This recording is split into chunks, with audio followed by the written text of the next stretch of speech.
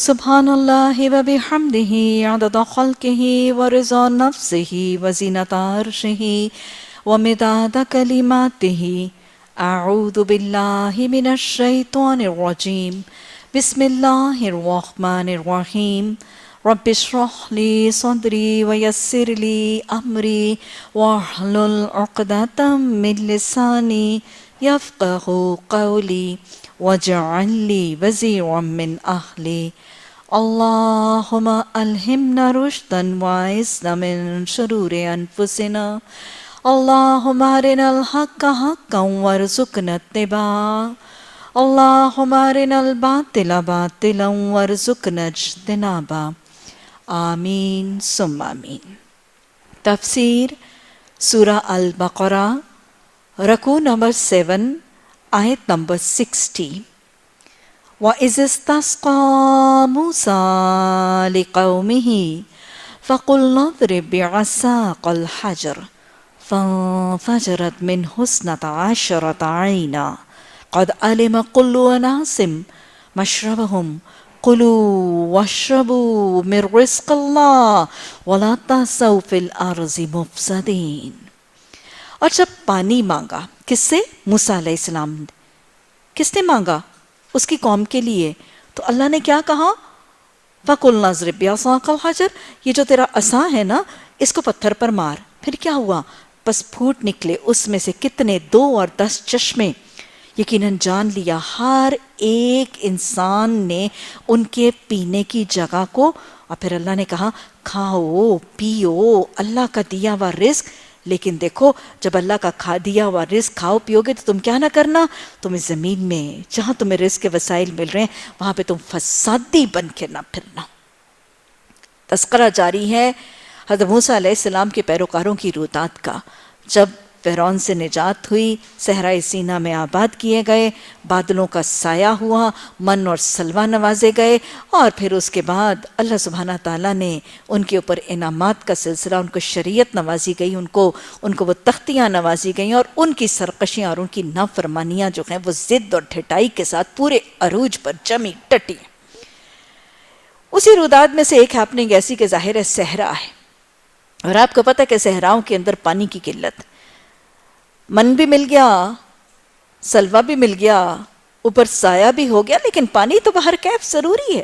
من کے باوجود بھی فریش پانی کی خواہش اور فحش پانی کی ضرورت تو بہر کیف موجود ہے۔ تو انہوں نے پانی مانگا۔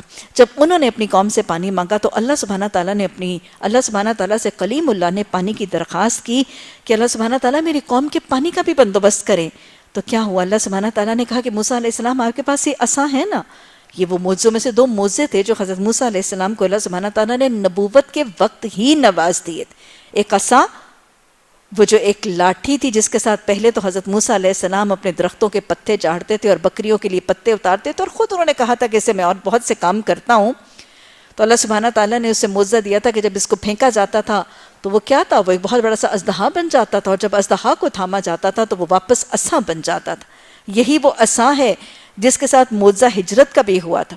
جب وہ موسیٰ علیہ السلام کو ہجرت کا حکم دیا گیا تھا اور فرعون کا لشکر پیچھے تھا، تو اللہ سبحانہ تعالیٰ نے اس عصا ہی کا حکم دیا تھا نا کہ اس کو سمندر پہ مارو، اور وہ سمندر کیا ہے، وہ پھٹ کے 2 ٹکڑے ہو گیا تھا، اور بڑے بڑے پہاڑوں کی شکل میں یہ لہریں جو ہیں وہ پہاڑوں کی شکل میں کھڑی ہو گئی تھی، اور حضرت موسیٰ علیہ السلام بخیر و عافیت جو ہیں وہ اس میں سے جب گزر گئے تھے اور جب دریا کے پرلے کنارے گئے تھے تو اللہ سبحانہ تعالیٰ حضرت موسیٰ علیہ السلام کو دیکھا کہ کیا کر رہے ہیں؟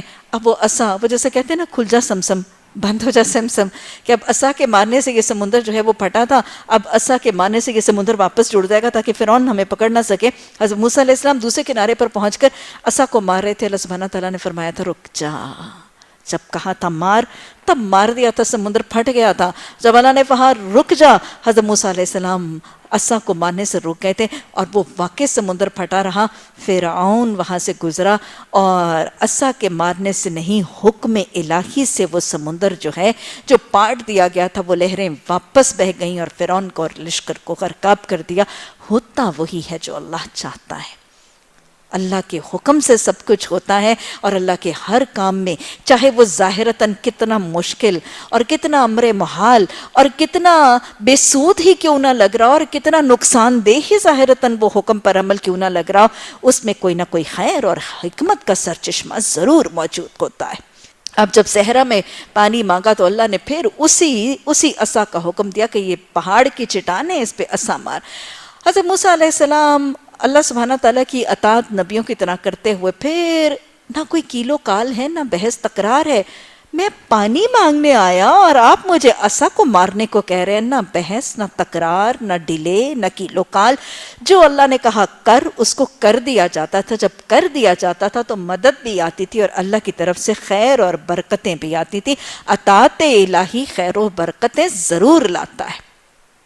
وہ مارا گیا عصا اور وہ جو پہاڑ کی وہ چٹیل چٹانیں تھی وہ پھٹ گئیں اور اس میں سے 12 چشمے نکلے۔ 12 چشمے کیوں پھوٹے تھے؟ کیونکہ ہمیں پتہ چلتا ہے کہ حضرت موسیٰ علیہ السلام کے ساتھ جو بنی اسرائیل نے ہجرت کی تھی، ان کے 12 قبیلے تھے، بیسیکلی 12 ٹرائبز تھیں، اور ہر ٹرائب اور ہر قبیلے کا ایک ایک سردار تھا۔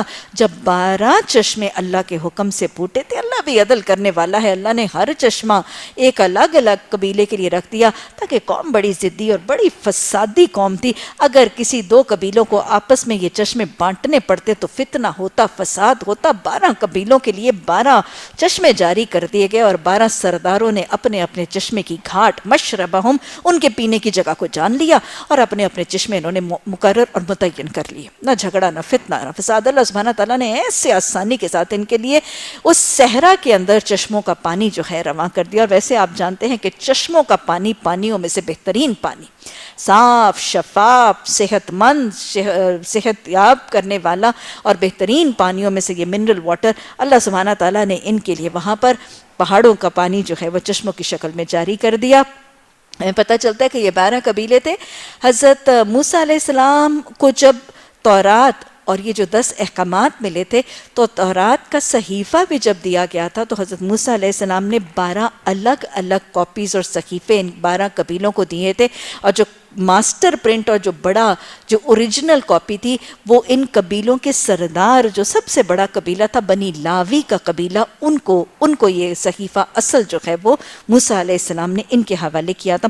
بہرحال یہ 12 چشمے پھوٹے اور ان کے پانی کا بندوبست بھی ہو گیا۔ اللہ نے فرمایا کھا لو، پی لو، اللہ کے دیے ہوئے رزق سے فیض پاؤ، لیکن یہ سارا رزق تمہیں من ہے، سلوہ ہے، سائیں ہے، تمہارے پر عدل سے اللہ نے 12 قبیلوں کے لیے 12 چشمے جاری کیے تاکہ فتنے فساد نہ ہو۔ اب ان سے فیض پاؤ، ان کو سمیٹو، کھاؤ پیو، لیکن فساد نہ کرنا۔ اللہ جب رزق دیتا ہے، رازق رزق کی فراوانی دیتا ہے، دنیا کی نعمتیں دیتا ہے، تو اس کا مطالبہ کیا ہوتا ہے کہ نعمتوں کی کثرت میں، مال کی کثرت میں، رزق کی کثرت میں زمین پر فتنہ فساد نہ ہو۔ آج اگر ہم دیکھیں تو اللہ سبحانہ تعالیٰ نے ہماری مملکت خداداد میں اگر 12 چشمے نہیں تو کم از کم پنجاب کی زمین میں 5 دریا تو رواں کیے۔ احسانات ویسے ہی ہیں، احسانات اللہ کے ویسے ہی ہیں، لیکن اس کے باوجود آپ دیکھیں تو اس کے باوجود آج جس کے پاس جتنا رزق ہے وہ اتنا زیادہ فتنہ اور فساد برپا کرتا نظر آتا ہے۔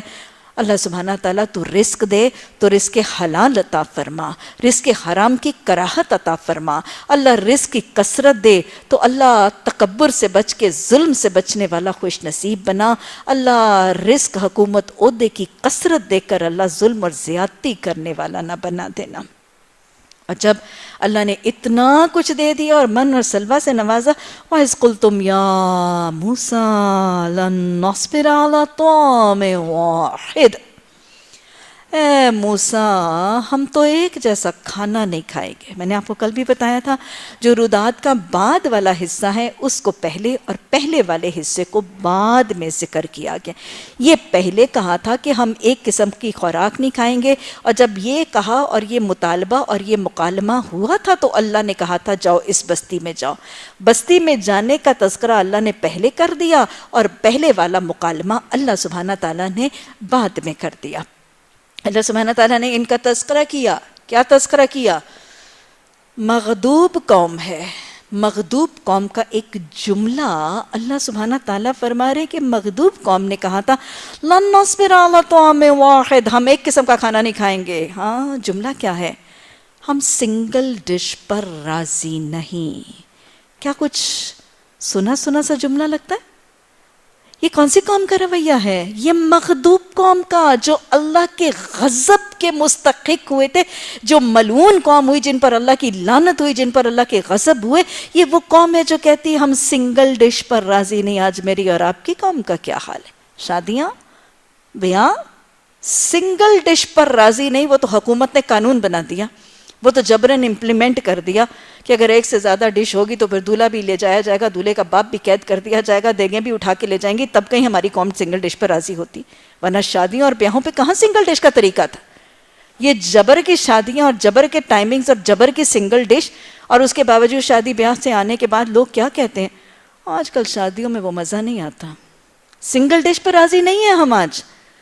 اور پھر جہاں کوئی ڈنڈی مار سکتا ہے، کسی کا فارم ہاؤس ہے، کسی کے دوست کا فارم ہاؤس ہے، وہاں پہ سنگل ڈش کی شادی نہیں. وہاں پہ اس بارات سے پہلے ایک بڑی سی ولیمہ اور بڑی سی مہندی اور بڑی سی مائیوں کر کے سنگل ڈش کا سارا ایسا ستیہ ناش کیا جاتا ہے کہ 100 ڈشیں اور شرابیں اور پتہ نہیں کیا کیا کچھ سرو کر دیا جاتا ہے. تو یہ وہ قوم تھی، یہ مغضوب قوم تھی جو سنگل ڈش پر راضی نہیں تھی. اور پھر دیکھ لیجئے، یہ صرف ہماری شادیوں بیاہوں کا اور ہمارے فنکشنز اور ہمارے دعوتوں کا طریقہ نہیں. ہمارے اپنے گھروں کے دسترخوانوں کا حال کیا ہے؟ گھروں کے دسترخوانوں کا حال کیا ہے؟ اللہ سبحانہ تعالیٰ ہمیں اپنی خوراک میں، ہم اپنے طعام میں، اپنے دسترخوانوں کے اندر سادگی لانے کی توفیق عطا فرمائے. اور اللہ وہ سادگی جس کے ساتھ ہمارے وقت میں بھی برکت آ جائے. اپنے کھانے پینے، لباس، اپنے اخراجات میں سادگی، عاجزی، انکساری اور اسراف سے بچ کے اعتدال کا طریقہ، فطرت کے قریب کا طریقہ لانے، تاکہ ہمارے اوقات، ہمارے مال اور ہمارے وقت اور صلاحیتیں کسی بہتر اور افضل کام کے اسراف اور اس کے خرچ کے لیے بچ جائیں. بہرحال انہوں نے کہا کہ ہم ایک طرح کی ڈش پر صبر نہیں کر سکتے. اپنے رب سے دعا کرو نا موسیٰ، کہ ہمارے لیے رب سے دعا بھی کروانی ہے تو کون سی کروا رہے ہیں؟ ارے بخشش مانگ لو، ارے جنت مانگ لو، جہنم سے نجات کی دعا کروا لو. یہ کہہ رہے ہیں رب سے دعا کرو. زمین کی پیداوار ہمارے لیے کیا پیش کرو؟ من بقلیہا، اس کی ترکاریاں، وقصائہا، اس کی ککڑیاں، اس کی سبزیاں، وفومیہا، اس کا لہسن، اور کیا، وہ عدسیہا، اس کی دالیں پیدا کرے، وہ بصلیہا، اس کے پیاز پیدا کرے. اللہ اکبر. سبزیاں، دالیں، گندم، گیہوں مانگتے رہے. اس سے بڑی چیز ان کو نظر ہی نہ آئی. ان کی زندگی کھانا بن گئی تھی نا. وہ کہتے ہیں نا there are certain people who live to eat and certain people who eat to live. یہ کون سے تھے؟ they were just living to eat. ان کی زندگی کھانا بن گئی تھی. اللہ سے مانگتے تھے، نبی کو کہتے تھے سفارش بھی کرو تو کھانا ہی مانگتے تھے. زندگی کھانے کے گرد گھوم رہی ہے. حضرت موسیٰ علیہ السلام نے کہا ایک بہتر چیز کے بدلے خدا داد رزق آسمانوں سے تمہارے لیے آتا ہے، من سلوہ پریپیئرڈ تمہارے لیے اتنا پاک صاف طیب کھانا آتا ہے. ایک بہتر، آسان، سہل اللہ کی بابرکت رزق کو چھوڑ کے تم ادنا چیزیں چاہتے ہو. اچھا کسی شہری آبادی میں جا رہو، پہلے والی بات بعد میں ہو رہی ہے، جو کچھ تمہیں مانگتے ہو وہاں مل جائے گا. آخرکار نوبت یہ ہوئی کہ ذلت، خواری، پستی اور بدحالی ان پر مسلط ہوئی اور وہ اللہ کے غضب میں گھر گئے. یہ رویے، یہ رودادیں، یہ بیہیویئرز، یہ معاملات، ان کی وجہ سے ان کے 3 انجام ہوئے. بنی اسرائیل، حضرت موسیٰ علیہ السلام کی قوم کے 3 انجام: ذلت اور خواری، ذلیل و خوار ہو کے رہ گئے، پستی اور بدحالی سے دوچار ہوئے، اور تیسرا اللہ کے غضب سے دوچار ہوئے. غضب ہی تو تھا. کبھی بندر بنائے جاتے تھے، کبھی خنزیر بنائے جاتے تھے، کبھی ان کے اوپر وبا کی جو ہیں طاعون کی وبائیں پھوٹتی تھیں، کبھی ان کی فصلوں کو سسریاں کھاتی تھیں، کبھی ان کے کھانوں کے اندر مینڈک اچھل اچھل کے پڑتے تھے، کبھی ان کے اوپر خون کی آفتیں آتی تھیں. تو یہ اللہ کا غضب ہی تو تھا.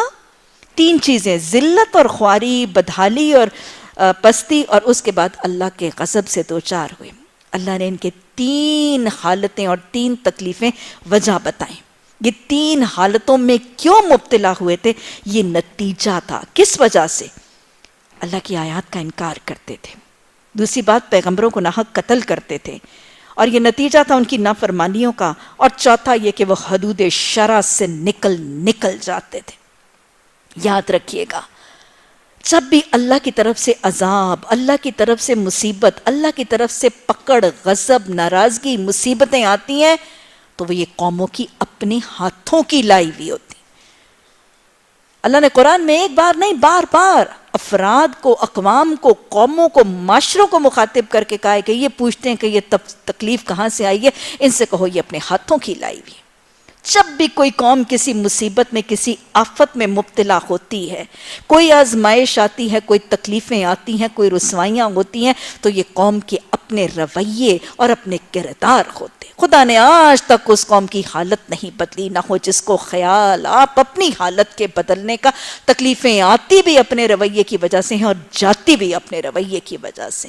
قوموں کے رویے تکلیف کا ذریعہ ہوتے ہیں اور قوموں کے رویے، اصلاح کے رویے ہی آسانی کا وسیلہ بنتے. اللہ ہمیں اپنے رویوں کی اصلاح، اپنے رویوں کا محاسبہ، غلط رویوں کا اعتراف اور صحیح رویوں کی طرف اصلاح کرنے کی توفیق عطا فرمائے. اللہ ان قصوں کو پڑھ کے اندھے بہرے بن کے نہ گرے. 3 چیزیں اور 4 وجوہات. اللہ کی احکامات کا انکار کرتے تھے. اللہ ان کو کہتا تھا یہ کرو، کہتے تھے نہیں کریں گے. اللہ کے نبیوں کو قتل کرتے تھے، اور واقعی اگر آپ دیکھیں تو بنی اسرائیل کی تاریخ میں انبیاء کے قتل کے بڑے گھنونے واقعات موجود ہیں. مثلا آپ دیکھیں کہ حضرت عیسیٰ علیہ السلام کو سولی چڑھانے کی کوشش کی. سازش تو کر لی تھی نا، سازش تو کر لی تھی حضرت عیسیٰ علیہ السلام کو سولی چڑھانے کی. آگے چل کے یہ بات ہوگی کہ ایک نبی میں اور ایک رسول میں فرق یہ ہے کہ اللہ نے رسولوں کی زندگی کی حفاظت کا ذمہ لیا ہے اور نبیوں کی حفاظت کا ذمہ نہیں لیا گیا. حضرت عیسیٰ علیہ السلام کیونکہ رسول تھے، قوم نے قتل کی سازش کی تھی لیکن قوم کامیاب نہیں ہوئی تھی. اور یہی معاملہ نبی صلی اللہ علیہ وسلم کے ساتھ بھی تھا. آپ رسول تھے، قوم نے 17 دفعہ قاتلانہ حملوں کی کوشش کی تھی، لیکن اللہ نے ان تمام سازشوں کو ناکام کیا تھا کیونکہ یہ اللہ کی سنت ہے. حضرت عیسیٰ علیہ السلام کے قتل کی سازش، سولی چڑھائے جانے کی سازش اللہ کی سنت کے مطابق ناکام کی گئی. حضرت زکریا علیہ السلام کو سنگسار کیا تھا اس بدبخت قوم نے. زنا کا الزام لگا کے، نعوذ باللہ ثم نعوذ باللہ من ذالک، حضرت مریم علیہ السلام کے ساتھ زنا کا الزام لگا کے حضرت زکریا علیہ السلام کو سنسار کیا تھا، رجم کیا تھا اس بنی اسرائیل کی قوم نے. حضرت یحییٰ علیہ السلام، ان کو بھی اس دور کے بادشاہ کو جب حضرت یحییٰ علیہ السلام بے حیائی سے اور غلط کاموں سے اور شرک سے روکتے تھے تو وہ مشرکہ معشوقہ جو ناچنے گانے والی بادشاہ کی معشوقہ تھی، اس کی فرمائش پر حضرت یحییٰ علیہ السلام کا سر کاٹ کے اس کی فرمائش کے اوپر تھال میں رکھ کے ناچنے گانے والی رقاصہ بادشاہ کی معشوقہ کو پیش کیا گیا تھا. حضرت الیاس علیہ السلام کے ساتھ بھی بالکل اس سے ملتا جلتا ہی ماجرا ہوا. حضرت یرمیہ جب قوم کو شرک کے اندھیروں سے نکالنے اور توحید کی دعوت دیتے تھے تو ان کو رسی سے باندھ کے کیچڑ والے کنویں میں لٹکا کے ان کو ہلاک کیا گیا تھا. تو یہ انبیاء کے ساتھ تو بنی اسرائیل کا یہ آئے دن کا طریقہ تھا کہ ایک نبیوں کو قتل کرتے تھے، ان کے اوپر ظلم اور زیادتی کرتے تھے اور اللہ کی نافرمانیاں کرتے تھے. اور اللہ جو حدود، جو قیود، جو قوانین فرما دیتا تھا ان کی حدود اور شرود سے نکل جاتے تھے. اللہ نے قیود اور حدود بتائی تھی نا کہ یہ من اور سلوے کو کھانے کی کیا حدود ہیں، لیکن ان حدود سے تجاوز کرتے تھے. اصول کیا ہے؟ جب کوئی قوم یہ 4 کام کرے گی، جب کوئی قوم یہ 4 رویے اپنائے گی تو عین ممکن ہے کہ ان 3 انجام سے 2-4 کر دی جائے. آج اگر ہم اپنے حالت دیکھیں تو بحیثیت قوم کیا ذلت اور خواری ہے؟ پاکستان اور پاکستان کی ریاست ذلیل و خوار ہے. آپ دیکھیں پاکستان کا ٹریڈ، پاکستان کا کاروبار، انٹرنیشنل ٹریڈ کے اندر پاکستان کی پروڈکٹس، نہ ہماری کوئی ایکسپورٹس ہیں، نہ کوئی ہمارے ساتھ تجارت کر کے خوش ہے، نہ کوئی ہمارے ملک میں ملٹی نیشنل کمپنی انویسٹ کر کے خوش ہے. نہ ہماری پروڈکٹس خریدتے ہیں، نہ ہمیں پروڈکٹس دیکھ کے خوش ہیں، نہ ہمارے ساتھ کاروبار کرتے ہیں، نہ ہم سے کاروبار کر کے راضی ہیں، نہ ہمارے ملک میں انویسٹ کر کے انڈسٹریز بنا کے راضی ہیں.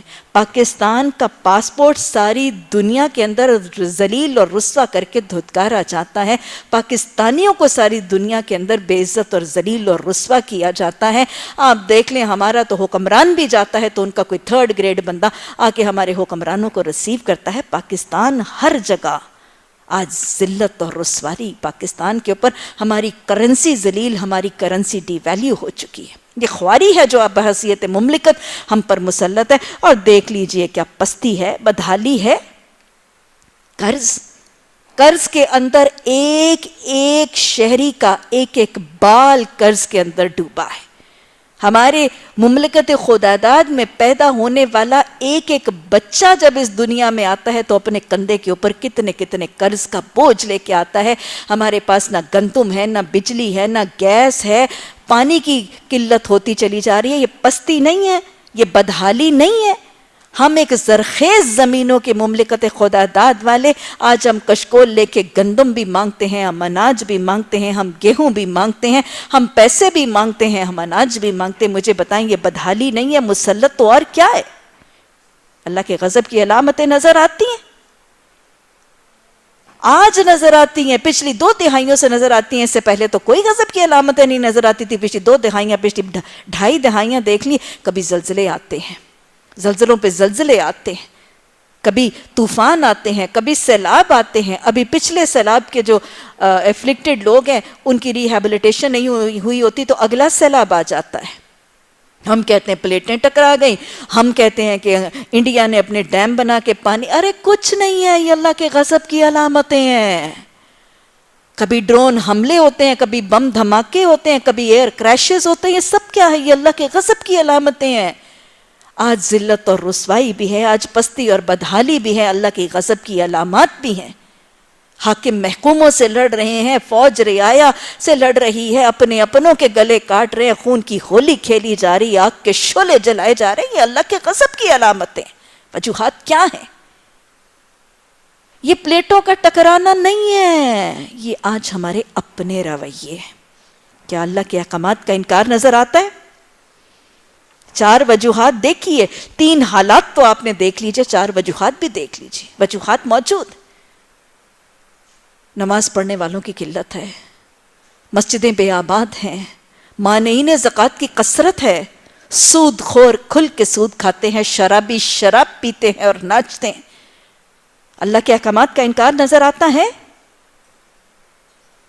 پیغمبروں کا سلسلہ تو منقطع ہو گیا، لیکن دین کی دعوت دینے والے پیغمبروں کے نائب ہیں، پیغمبروں کے وارث ہیں، پیغمبروں کے جانشین ہیں. آج دین کی دعوت دینے والوں کے ساتھ اس مملکت خداداد میں کیا کیا جا رہا ہے؟ مدارس کے ساتھ کیا کیا جا رہا ہے؟ قرآن پکڑنے والوں کے ساتھ کیا کیا جا رہا ہے؟ قرآن کے نفاذ کی بات کرنے والوں کے ساتھ کیا کیا جا رہا ہے؟ پکڑ پکڑ کے قتل کرنے سے بدتر رویے، ان کے خون اور ان کے گوشت خرید کر اپنی کرنسیاں بھر کے ان کو گوانتانامو میں اور ان کو FIA کے حوالے کر دیا جاتا ہے. اس سے تو بہتر تھا خود قتل کر دیتے. آج دین کی دعوت، آج قرآن کے نام کے اوپر اٹھنے والوں کے، نبیوں کے، پیغمبروں کے نائبوں کے ساتھ کیا ناحق خون سے زیادہ زیادتیاں کی نہیں جا رہی ہیں؟ اللہ کی نافرمانیاں شادی میں، بیاہ میں، خوشی میں، غمی میں، لباس میں، کھانے میں، پینے میں، کاروبار میں، زندگی کے ہر شعبے میں اللہ کی نافرمانی. فرما برداریاں تو ہیں ہی نہیں، نافرمانیوں کا ایک پلندہ موجود ہے. اور اللہ کی حدود، لباس کی حدود، قوانین کی حدود، وراثت کی حدود، زنا کی حدود، قصاص کی حدود، رجم کی حدود، سرقہ کی حد. کوئی قوانین رائج ہے؟ اور اللہ کی بتائی ہوئی حدود اور قیود سے تجاوز نظر آتا ہے کہ نہیں آتا؟ اللہ سبحانہ تعالیٰ آج ہمیں اپنے غلط رویوں کا محاسبہ کر کے بحیثیت قوم ان کا اعتراف کر کے، نادم ہو کے، پشیمان ہو کے، استغفار کر کے، اپنی اصلاح کا وعدہ کر کے رب کی طرف پلٹنے کی توفیق عطا فرما دے. اللہم اغفر لنا وللمؤمنین والمؤمنات والمسلمین والمسلمات. اللہم الف بین قلوبہم واصلح ذات بینہم وانصرہم علی عدوک وعدوہم. اللہم لعن الکفرۃ الذین یصدون عن سبیلک. اللہ سبحانہ تعالیٰ قنوت نازلہ کی قوم کو توفیق عطا فرما، لیکن اللہ صرف بخشش کی دعائیں نہیں، اصلاح کا وعدہ کر کے ہمیں اپنی اصلاح کر کے اپنے حالات کو بدلنے والی خوش نصیب قوم بنا دے. ان الذین آمنوا والذین ہادوا والنصارى والصابئین. 3 کیٹیگریز. ایمان لانے والوں کے بعد 3 کیٹیگریز. وہ لوگ جو ایمان لاتے ہیں اور وہ لوگ جو یہودی بنے ہیں.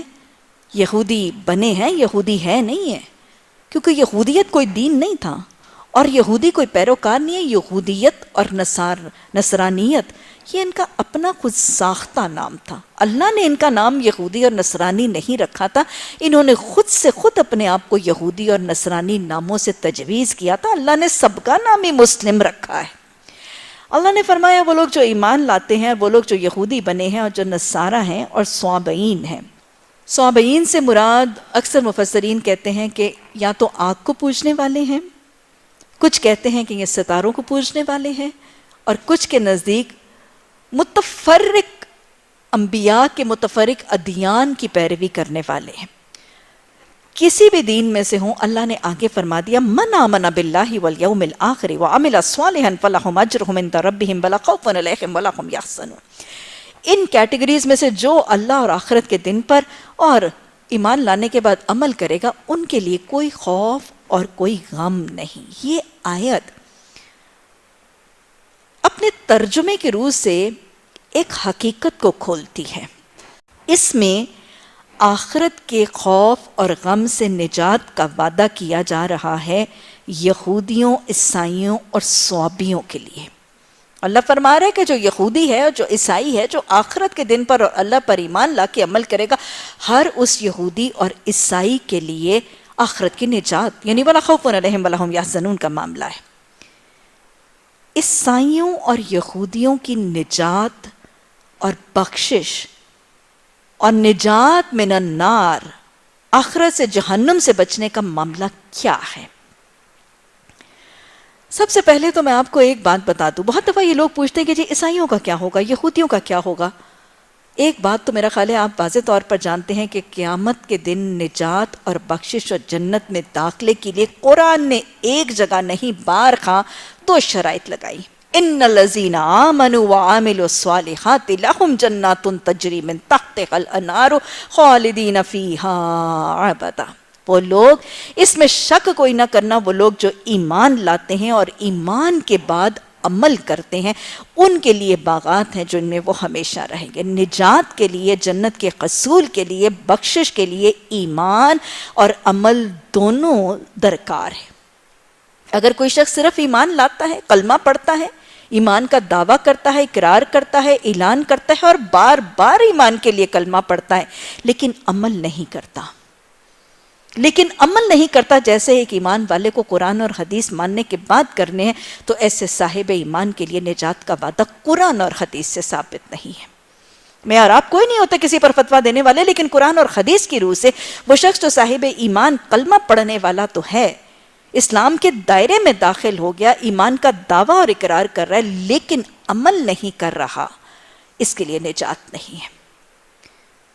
اسی طرح ایک شخص جو بہت اچھے عمل کرتا ہے اور واقعی وہ عمل اللہ کے بندوں کی خدمت کے ہیں، اس نے اخلاق کے ہیں، یا واقعی وہ عمل قرآن و حدیث کے پیمانے کے مطابق اچھے عمل ہیں، لیکن وہ ایمان سے محروم ہے، قرآن و حدیث کی تعلیمات اور پیمانے کے مطابق اس کے لیے بھی بخشش کا وعدہ نہیں. چاہے وہ کتنا نیکوکار ہے، چاہے وہ کتنی خیر کے کام کر رہے، کتنی بھلائی کے کام کر رہے، وہ قدردان رب اس کی بھلائی اور اس کی خیر کا اجر اس کو دنیا کے ریوارڈ، اس کی ناموری، اس کی شہرت یا دنیا کے اور حالات کی شکل میں دے گا، لیکن اس کے لیے آخرت کی نجات کا وعدہ موجود نہیں ہے. یہ تو قرآن سے ثابت، حدیث سے ثابت. آگے چلنے سے پہلے، بات کو واضح اور کرنے سے پہلے میں ایک بات کہہ دوں کہ کسی کی بخشش، کسی کی نجات، اس کے جنت یا جہنم کے جانے یا نہ جانے کی قرید اور ٹو میں جانا ویسے مومن کا طریقہ ہے ہی نہیں. کسی کی بخشش پر فتوے صادر کرنا، کسی کی بخشش کے بارے میں قرید یا ٹو لگانا یا اپنے قیافے ظاہر کرنا، یہ مومن کا نہ طریقہ ہے نہ مومن کے لیے پسندیدہ ہے. کسی کی بخشش کی فکر کرنے کے بجائے اپنی بخشش کی فکر کرنا، اس کی کوشش کرنا، اس کی طلب کرنا اور اس کے رستے نکالنا، مومن کے لیے تو بیسک رستہ یہی ہے. لیکن بہرحال پھر بھی لوگ سوال پوچھتے ہیں کہ عیسائیوں اور یہودیوں کا کیا ہوگا؟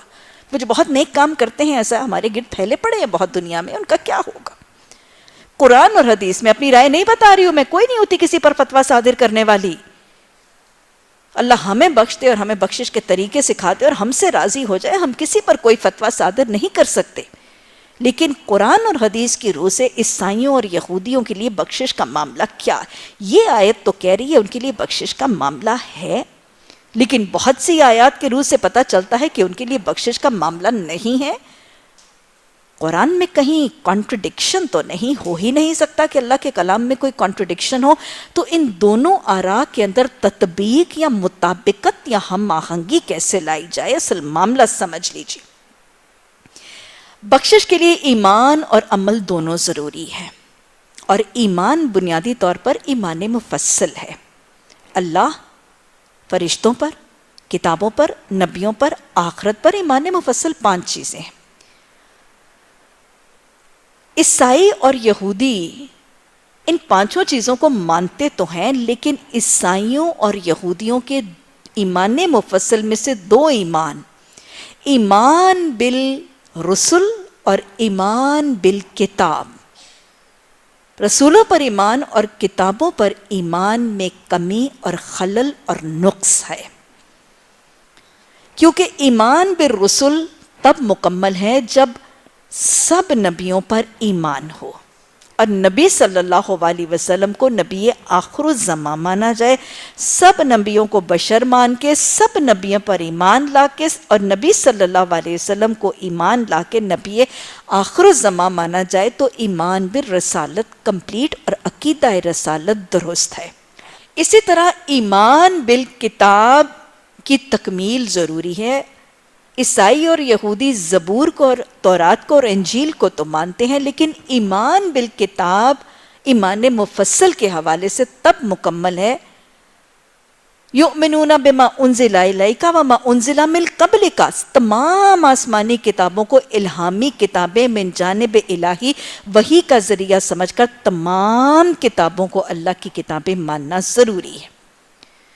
یہودی اور عیسائی تورات اور انجیل کو تو مانتے ہیں، لیکن قرآن کو نہیں مانتے، لہٰذا ان کے ایمان میں کمی، خلل اور نقص ہے۔ عیسائیوں اور یہودیوں کے ایمان مفصل کے حوالے سے ایمان بالرسل اور ایمان بالکتاب میں کمی واقع ہے، اس لیے ان کے لیے قرآن کی ان آیات کے حوالے سے چونکہ ایمان مکمل نہیں، ان کے لیے بخشش کا وعدہ نہیں، چاہے وہ عمل صالح کریں اور چاہے وہ خیر اور بھلائی کے عمل کریں، لیکن قرآن اور حدیث کی روح سے ان کے لیے بخشش کا وعدہ نہیں۔ لیکن یہ آیت اس کو کانٹرڈکٹ کر رہی ہے اس زاویے کو، اور اس کو اس کے ساتھ مطابقت کیسے؟ اصل میں اس آیت میں مفسرین بتاتے ہیں ان یہود کی بخشش کا وعدہ کیا گیا ہے جو حضرت عیسیٰ علیہ السلام کی آنے سے پہلے، وہ یہود جو حضرت عیسیٰ علیہ السلام کی نبوت اور انجیل کے اترنے سے پہلے حضرت موسیٰ علیہ السلام کی سنتوں اور تعلیمات اور تورات کے احکامات پر عمل کرتے تھے، ان کا ایمان بھی مکمل تھا، ان کے عمل بھی عمل صالح تھے، ان یہودیوں کے لیے بخشش کا وعدہ ہے۔ یا وہ عیسائی جو حضرت عیسیٰ علیہ السلام کے آنے کے بعد اور محمد صلی اللہ علیہ وسلم سے پہلے حضرت عیسیٰ علیہ السلام پر ایمان لا کے ان کی تعلیمات کے مطابق، انجیل کے احکامات کے مطابق اعمال صالحہ کرتے تھے، چونکہ قرآن اور محمد صلی اللہ علیہ وسلم ابھی نہیں اتارے گئے تھے، ان کا ایمان بھی مکمل، ان کے عمل بھی مکمل ان عیسائیوں کا جو محمد صلی اللہ علیہ وسلم کی نبوت سے پہلے تھے، یہ ان عیسائیوں کی بخشش کا وعدہ ہے۔ تو لہٰذا اس آیت میں وہ یہودی یا وہ عیسائی جو اگلے نبی اور اگلی کتاب کے آنے سے پہلے اپنے نبی اور اپنی کتاب کے مطابق کام کرتے تھے، یہ ان عیسائیوں اور یہودیوں کی بخشش کا وعدہ ہے۔ اگلے نبی اور اگلی آسمانی کتاب کے آ جانے کے بعد یہود اور عیسائیوں کی بخشش کا وعدہ قرآن کے حوالے اور حدیث کی تعلیمات کے حوالے سے موجود نہیں ہے۔ اللہ سبحانہ تعالیٰ یہ ایک علمی سا نقطہ ہمیں سمجھ کر اصل فکر اپنی بخشش، اپنی نجات، اپنے رب کی رضا اور اپنے جنت کی حصول کی کرنے کی توفیق عطا فرمائے۔ یاد کرو وہ وقت جب ہم نے تور کو تم پر اٹھا کر پختہ عہد لیا تھا اور کہا تھا کہ جو کتاب ہم تمہیں دے رہے ہیں نا اسے مضبوطی سے تھامنا، جو احکامات اس میں درج ہیں انہیں یاد رکھنا۔ یہ کب ہوا تھا اور کیا ہوا تھا؟ حضرت موسیٰ علیہ السلام کو اللہ سبحانہ تعالیٰ نے، میں نے بھی آپ کو بتایا کہ شریعت جب آزادی ملی تھی، آزاد خطہ ملا تھا، فرعون سے نجات ملی تھی، اللہ سبحانہ تعالیٰ نے حضرت موسیٰ علیہ السلام کو شریعت کا نفاذ کرنے سے پہلے شریعت کے احکامات دینے کے لیے شبانہ روز 40 دن کی ملاقات کے لیے کوہ طور پر بلائے، اور وہاں پر پتھروں کی سلوں کے اوپر کندہ کر کے 10 نقات موسیٰ اور شریعت موسوی علیہ السلام کے کچھ احکامات دیے۔ ایک دم سے جب احکامات لے کر حضرت موسیٰ علیہ السلام غیظ و غضب میں واپس لوٹے، کیونکہ وہ شرک کی رودات تھی، کچھ دیر کے لیے تو وہ تختیاں پھینک دی گئی تھیں، لیکن جب تختیاں اٹھا کر پھر قوم کو دی گئیں تو قوم نے انکار کیا، ہم نہیں مانیں گے۔ پھر وہ سائقہ اور وہ بجلی اور وہ جو سرداروں کا واقعہ، اس کے باوجود وہ قوم پھر نہیں مانتی تھی۔ پتھر کی سلوں کے اوپر کندھا کر کے احکامات دیکھنے، چھونے، پڑھنے کے باوجود قوم نہیں مانتی تھی۔ اللہ سبحانہ تعالیٰ نے اس قوم سے پھر عہد لینے کے لیے کیا کیا؟ ان کو خوف زدہ کرنے کے لیے وہ کوہ طور جن کے دامن میں یہ آباد تھے، اس کوہ طور کو بِإِذْنِ اللہ، اللہ کے حکم سے گویا ہلکا سا ٹیڑھا کر دیا گیا۔ ایسے پہاڑ کو ٹیڑھا کر دیا گیا تھا جیسے یہ ہوا میں معلق ہے اور گرا چاہتا ہے۔ اللہ سبحانہ تعالیٰ کے حکم سے اس کوہ طور کو اس کیفیت میں کر دیا گیا تھا کہ یہ بستی جو اس کے دامن میں آباد ہے، ان کے اوپر اللہ کے حکم سے یہ پہاڑ گرایا جانے والا ہے، اور اس ہیبت کی کیفیت، کیونکہ آپ میرا کل ہی آپ زلزلے سے دوچار ہوئے، جب اللہ کے عذاب کی علامت اور یہ کیفیت اللہ کی قدرتیں اور اس کی طاقت کا اظہار ہو رہا ہو تو دل نرم ہوتا ہے۔ اب یہ خوف زدہ بھی تھے، یہ روب میں بھی تھے، یہ حیبت میں بھی تھے، اور ان کا دل بھی لرز رہا تھا۔ اس وقت اللہ نے کہا یہ پکڑو شریعت اور اب اس کو تھامو اور اس پر پورا رکھنے، پورا رہنے اور اس پہ جمنے کا وعدہ کرو۔ تو گویا ایک حیبت میں، ایک روب میں اور ایک ڈر اور خوف کی کیفیت میں ان سے جبراً شریعت موسوی کے احکامات کو تھامنے، ان پر جمنے اور ان کو وفا کرنے کا حکم دیا گیا۔ یہ وہ انداز تھا کوہ طور کے ساتھ۔ انہوں نے اس وقت تو پکڑ لیا، لیکن جو ہی کوہ طور کو واپس کیا گیا، تھوڑی دیر کے بعد جو عہد انہوں نے اللہ سے کیا تھا، انہوں نے اللہ سے کیے ہوئے عہد کو پھر پس پشت پھینک دیا شریعت موسوی کے نفاذ سے، پھر یہ ماننے ہو گئے۔ یہ قوم ضدی قوم تھی، اللہ سے عہد کرتی تھی اور اللہ سے کیے ہوئے عہد کو توڑ دیتی۔ یہ دیکھ لیجئے اللہ سبحانہ تعالیٰ نے جب ان کو شریعت موسوی اور اللہ کے احکامات دیے تھے اور کوہ طور کو معلق کیا تھا تو ان سے مطالبہ کیا کیا تھا؟ خُذُوا مَا آتَيْنَاكُمْ بِقُوَّةٍ وَاذْكُرُوا لَعَلَّكُمْ تَتَّقُونَ۔ تقویٰ کے لیے 2 طریقے کے شریعت کو پکڑو اور شریعت کو اذکرو، اس کو یاد کرو، اس کا ذکر کرو، اس سے نصیحت قبول کرو اور اس سے یاد دہانی قبول کرو۔ یہ ہے تقویٰ کے حصول کا طریقہ۔ تقویٰ کے حصول کے لیے شریعت کے احکامات کو، آپ نے کیا فرمایا تھا؟ میں اپنے پیچھے سے 2 چیزیں چھوڑے جا رہا ہوں، جو قرآن نے کہا وَاعْتَصِمُوا بِحَبْلِ اللَّهِ جَمِيعًا وَلَا تَفَرَّقُوا، اللہ کی رسی کو تھامو۔ حبل اللہ کیا ہے؟ آپ نے فرمایا میں اپنے پیچھے سے 2 چیزیں چھوڑے جا رہا ہوں، ان کو مضبوطی سے تھامے رکھو گے، راستہ گم نہیں کرو گے۔ تو یہی ان کو کہا گیا تھا، یہ شریعت موسوی ہے، یہ موسیٰ علیہ السلام کی تعلیمات، یہ تورات کی تعلیمات، ان کو پکڑ لو۔ خضو، ان کو پکڑ لینا۔ کیسے پکڑنا؟ ان کو قوت سے پکڑنا اور پھر ان کا ذکر بھی کر۔ اللہ سبحانہ تعالیٰ نے یہ کہا کہ یہ شریعت کے احکامات ہیں، ان کو پکڑنا، اور ان کو کیسے پکڑنا؟ خُذُوا مَا آتَيْنَاكُمْ بِقُوَّةٍ۔ میرا اور آپ کا تعلق بالشریعہ، میرا اور آپ کا تعلق بالقرآن اور حدیث کیسا ہوگا؟ یہ خود کو کہا جا رہا ہے ان کی شریعت کے ساتھ تعلق، میرا اور آپ کا تعلق بھی قرآن اور حدیث کو تھامنا ہے، اس کو قوت سے تھامو۔ روزمرہ زندگی کی مثال دیکھیں، آپ کی کوئی قیمتی سی مہنگی سی چیز ہوتی ہے، اس کو کیسے تھامتے ہیں؟ آپ کا ایک کرسٹل کا بہت مہنگا سا، امپورٹڈ کرسٹل کا ایک بہت مہنگا سا پیالہ ہے، آپ ایک جگہ سے اٹھا کے اس کو دوسرے میز پر منتقل کر رہے ہیں۔ آپ کی کوئی کراکری میں سے ایک بہت مہنگا سا ڈونگا بول ہے، اس کو آپ اٹھا رہے ہیں، کیسے اٹھائیں گے؟ قوت کے ساتھ؟ اب بتائیں، دونوں ہاتھوں کے ساتھ پکڑیں گے، مضبوطی کے ساتھ پکڑیں گے، دھیان کے ساتھ پکڑیں گے، اس کو دیکھتے رہیں گے اور آہستہ آہستہ دھیان سے چلیں گے، اور توجہ بھی اس کا طرف رہے گی، کہیں ٹھوکر نہ لگے، کہیں ٹکر نہ لگے، کہیں میرے قدم کو نہ لگے، کہیں اس کو نہ لگے۔ دونوں ہاتھوں سے پکڑیں گے، کہیں یہ گر نہ جائے۔ ایک ہاتھ کے ساتھ کچھ اور ایک ہاتھ کے ساتھ کچھ اور نہیں پکڑیں گے۔ ایسے پکڑتے ہیں نا کسی مہنگی اور قیمتی، کسی نازک چیز کو، پریشس چیز کو۔ اللہ نے یہ کہا شریعت کو مجھے اور آپ کو تھامنا ہے، قرآن و حدیث کی تعلقات کو، قرآن و حدیث کے احکامات کو، تعلیمات کے تعلق کو مجھے اور آپ کو کیسے کرنا ہے؟ مضبوطی سے، غور سے، توجہ سے، دھیان سے، کنسنٹریشن فوکس کر کے۔ یہ نہیں کہ قرآن اور حدیث کے ساتھ تعلق قائم کرنے جا رہے ہیں، دھیان کہیں اور ہے. دھیان یہاں مرکوز ہوگا، طاقت ہوگی، قوت ہوگی، کنسنٹریشن ہوگی، ذوق و شوق ہوگا. آپ قرآن اور حدیث کو تھامتے وقت دونوں ہاتھوں سے قرآن اور حدیث ہی کو تھامیں گے. ایک ہاتھ سے شرک، ایک ہاتھ سے بدعتوں کو نہیں، دونوں ہاتھوں سے قرآن اور حدیث ہی کو تھاما جائے گا. ایک ہاتھ سے ایک مسلک اور ایک ہاتھ سے آئمہ پرستی اور ایک ہاتھ سے کسی فرقے اور ایک ہاتھ سے کسی دھڑے کو نہیں تھاما جائے گا. خُذُوا مَا آتَيْنَاكُمْ بِقُوَّةٍ، یہ تمہاری سب سے قیمتی چیز ہے، اس کو قوت سے تھامنا. یہ ہے تعلق بالقرآن اور تعلق بالحدیث کا طریقہ. اور پھر پکڑنا ہی نہیں ہے صرف کہ تھام کے اپنے سینے سے لگا کے بیٹھے رہو. وَاذْكُرْ، اس کا ذکر کرو، اس کو یاد بھی رکھو، اپنی عملی زندگی میں اسے یاد دہانی بھی قبول کرو، اس سے نصیحت بھی قبول کرو، اور اس کو لوگوں پر بھی ذکر کرو.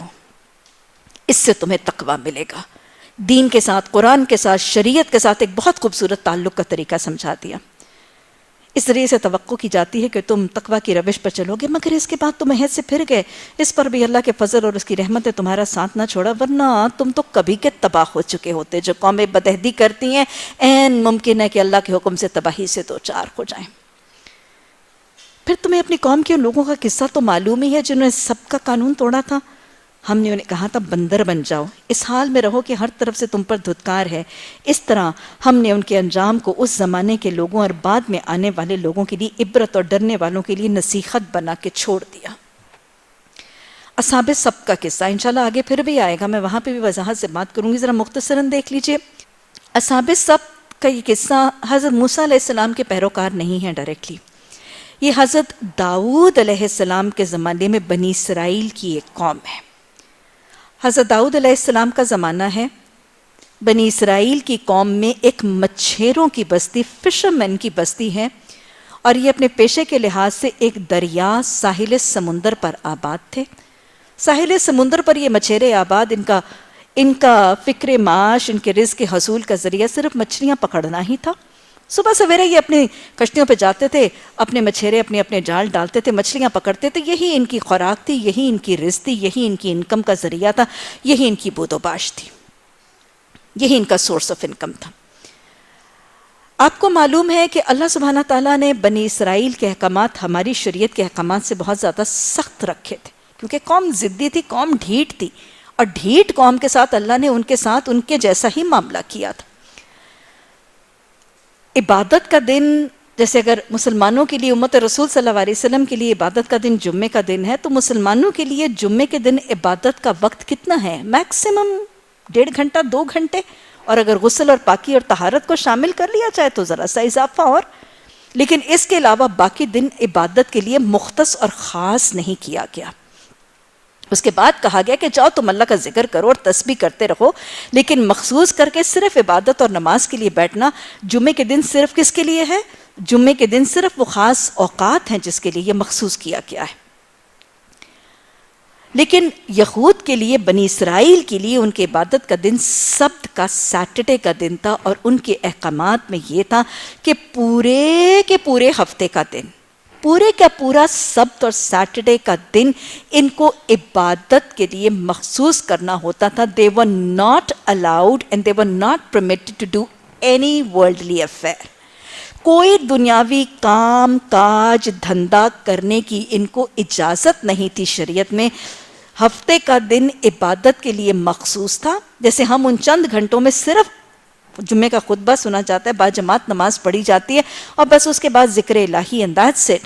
لیکن ان کے لیے سارا دن عبادت کے لیے مخصوص تھا، اور وہ دنیاوی کام کاج دھندا کرنے سے روک دیے گئے تھے. آج بھی اگر ہم دیکھیں تو جو بڑے کٹڑ یہودی اور کٹڑ جیوز ہیں، ان کے اندر اس قدر سبت اور سیٹرڈے کا احترام ہے کہ یہاں تک کہ دنیا داری کے اغراض اور مقاصد کے لیے وہ بجلی کا ایک بٹن بھی آن نہیں کرتے، کہتے ہیں یہ بھی دنیا داری ہے. جو کٹڑ یہودی ہیں ان کے ہاں یہ آج بھی نظر آتا ہے اہتمام ان کے سبت. بہرحال یہ پابند تھے. اللہ سبحانہ تعالیٰ نے سب کے احکامات کے حوالے سے ان کو انہی کے فکر معاش کے ذریعے آزمایا. ہوا کیا؟ مچھیرے ہیں، یہ جاتے تھے سارا ہفتہ، یہ جال ڈالتے تھے، اور سارا ہفتہ یہ جال ڈالتے تھے. رازق تو وہ ہے نا، رزق کی کنجیاں اس کے ہاتھ میں. ترزق من تشاء بغیر حساب، وہ جس کو چاہتا ہے جب چاہتا ہے بغیر حساب دیتا ہے. لیکن پورا ہفتہ یہ مچھیرے جاتے تھے، اپنے جال ڈالتے تھے، اور مچھلیاں نہیں آتی تھیں. भूख, अफलास, फक्र फाका, माली तंगी। लेकिन क्या हुआ, होता क्या था कि पूरे हफ्ते के 6 दिन मछलियां ना इनके सामने आती थी ना इनके जालों में आती थी। भूख और अफलास का दो चार थे, माली तंगी का शदीद शिकार थे।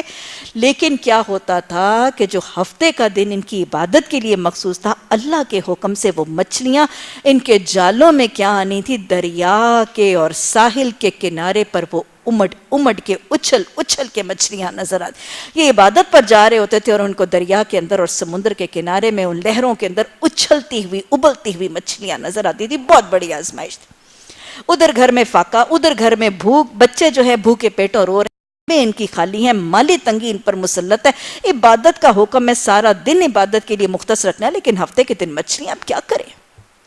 आजमाइश थी इसमें बड़ी, इसमें बहुत बड़ी आजमाइश थी। इस कौम ने डायरेक्टली अपनी इबादत का दिन छोड़ के मछलियां पकड़ने के लिए जाने का तरीका तो इख्तियार नहीं किया। इस कौम ने क्या किया, इनडायरेक्टली अल्लाह की नाफरमानी का तरीका इख्तियार किया।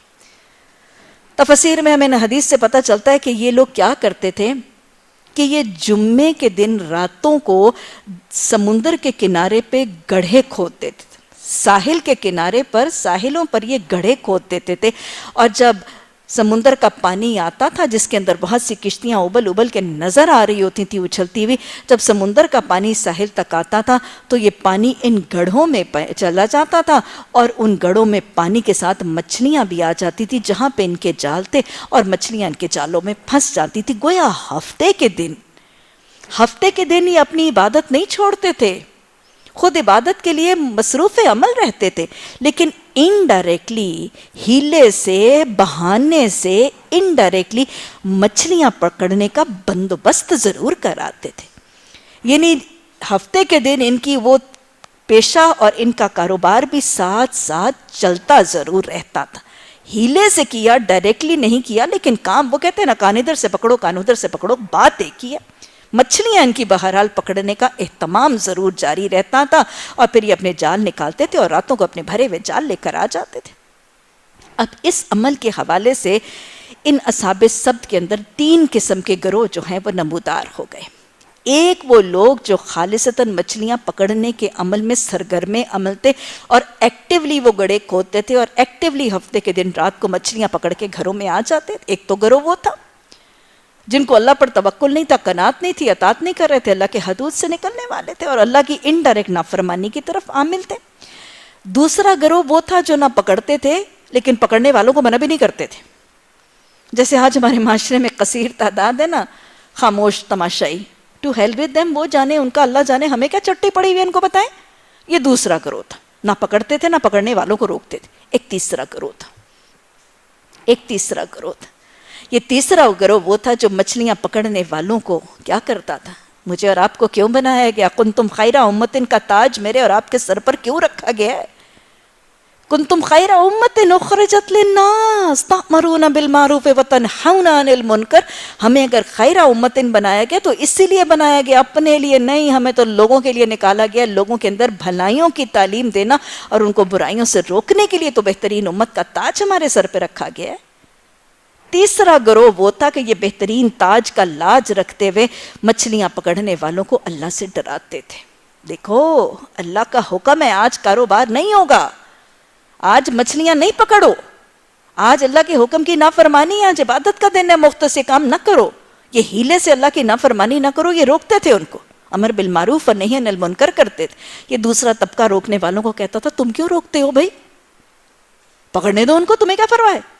ये तीसरा तबका रोकने वाला क्या कहता था, अमर बिल मारूफ और नही अनिल मुनकर करने वाला तबका कहता था हम इन पकड़ने वालों को सिर्फ इसलिए रोकते हैं कि अल्लाह के यहाँ इत्माम हुज्जत हो जाए।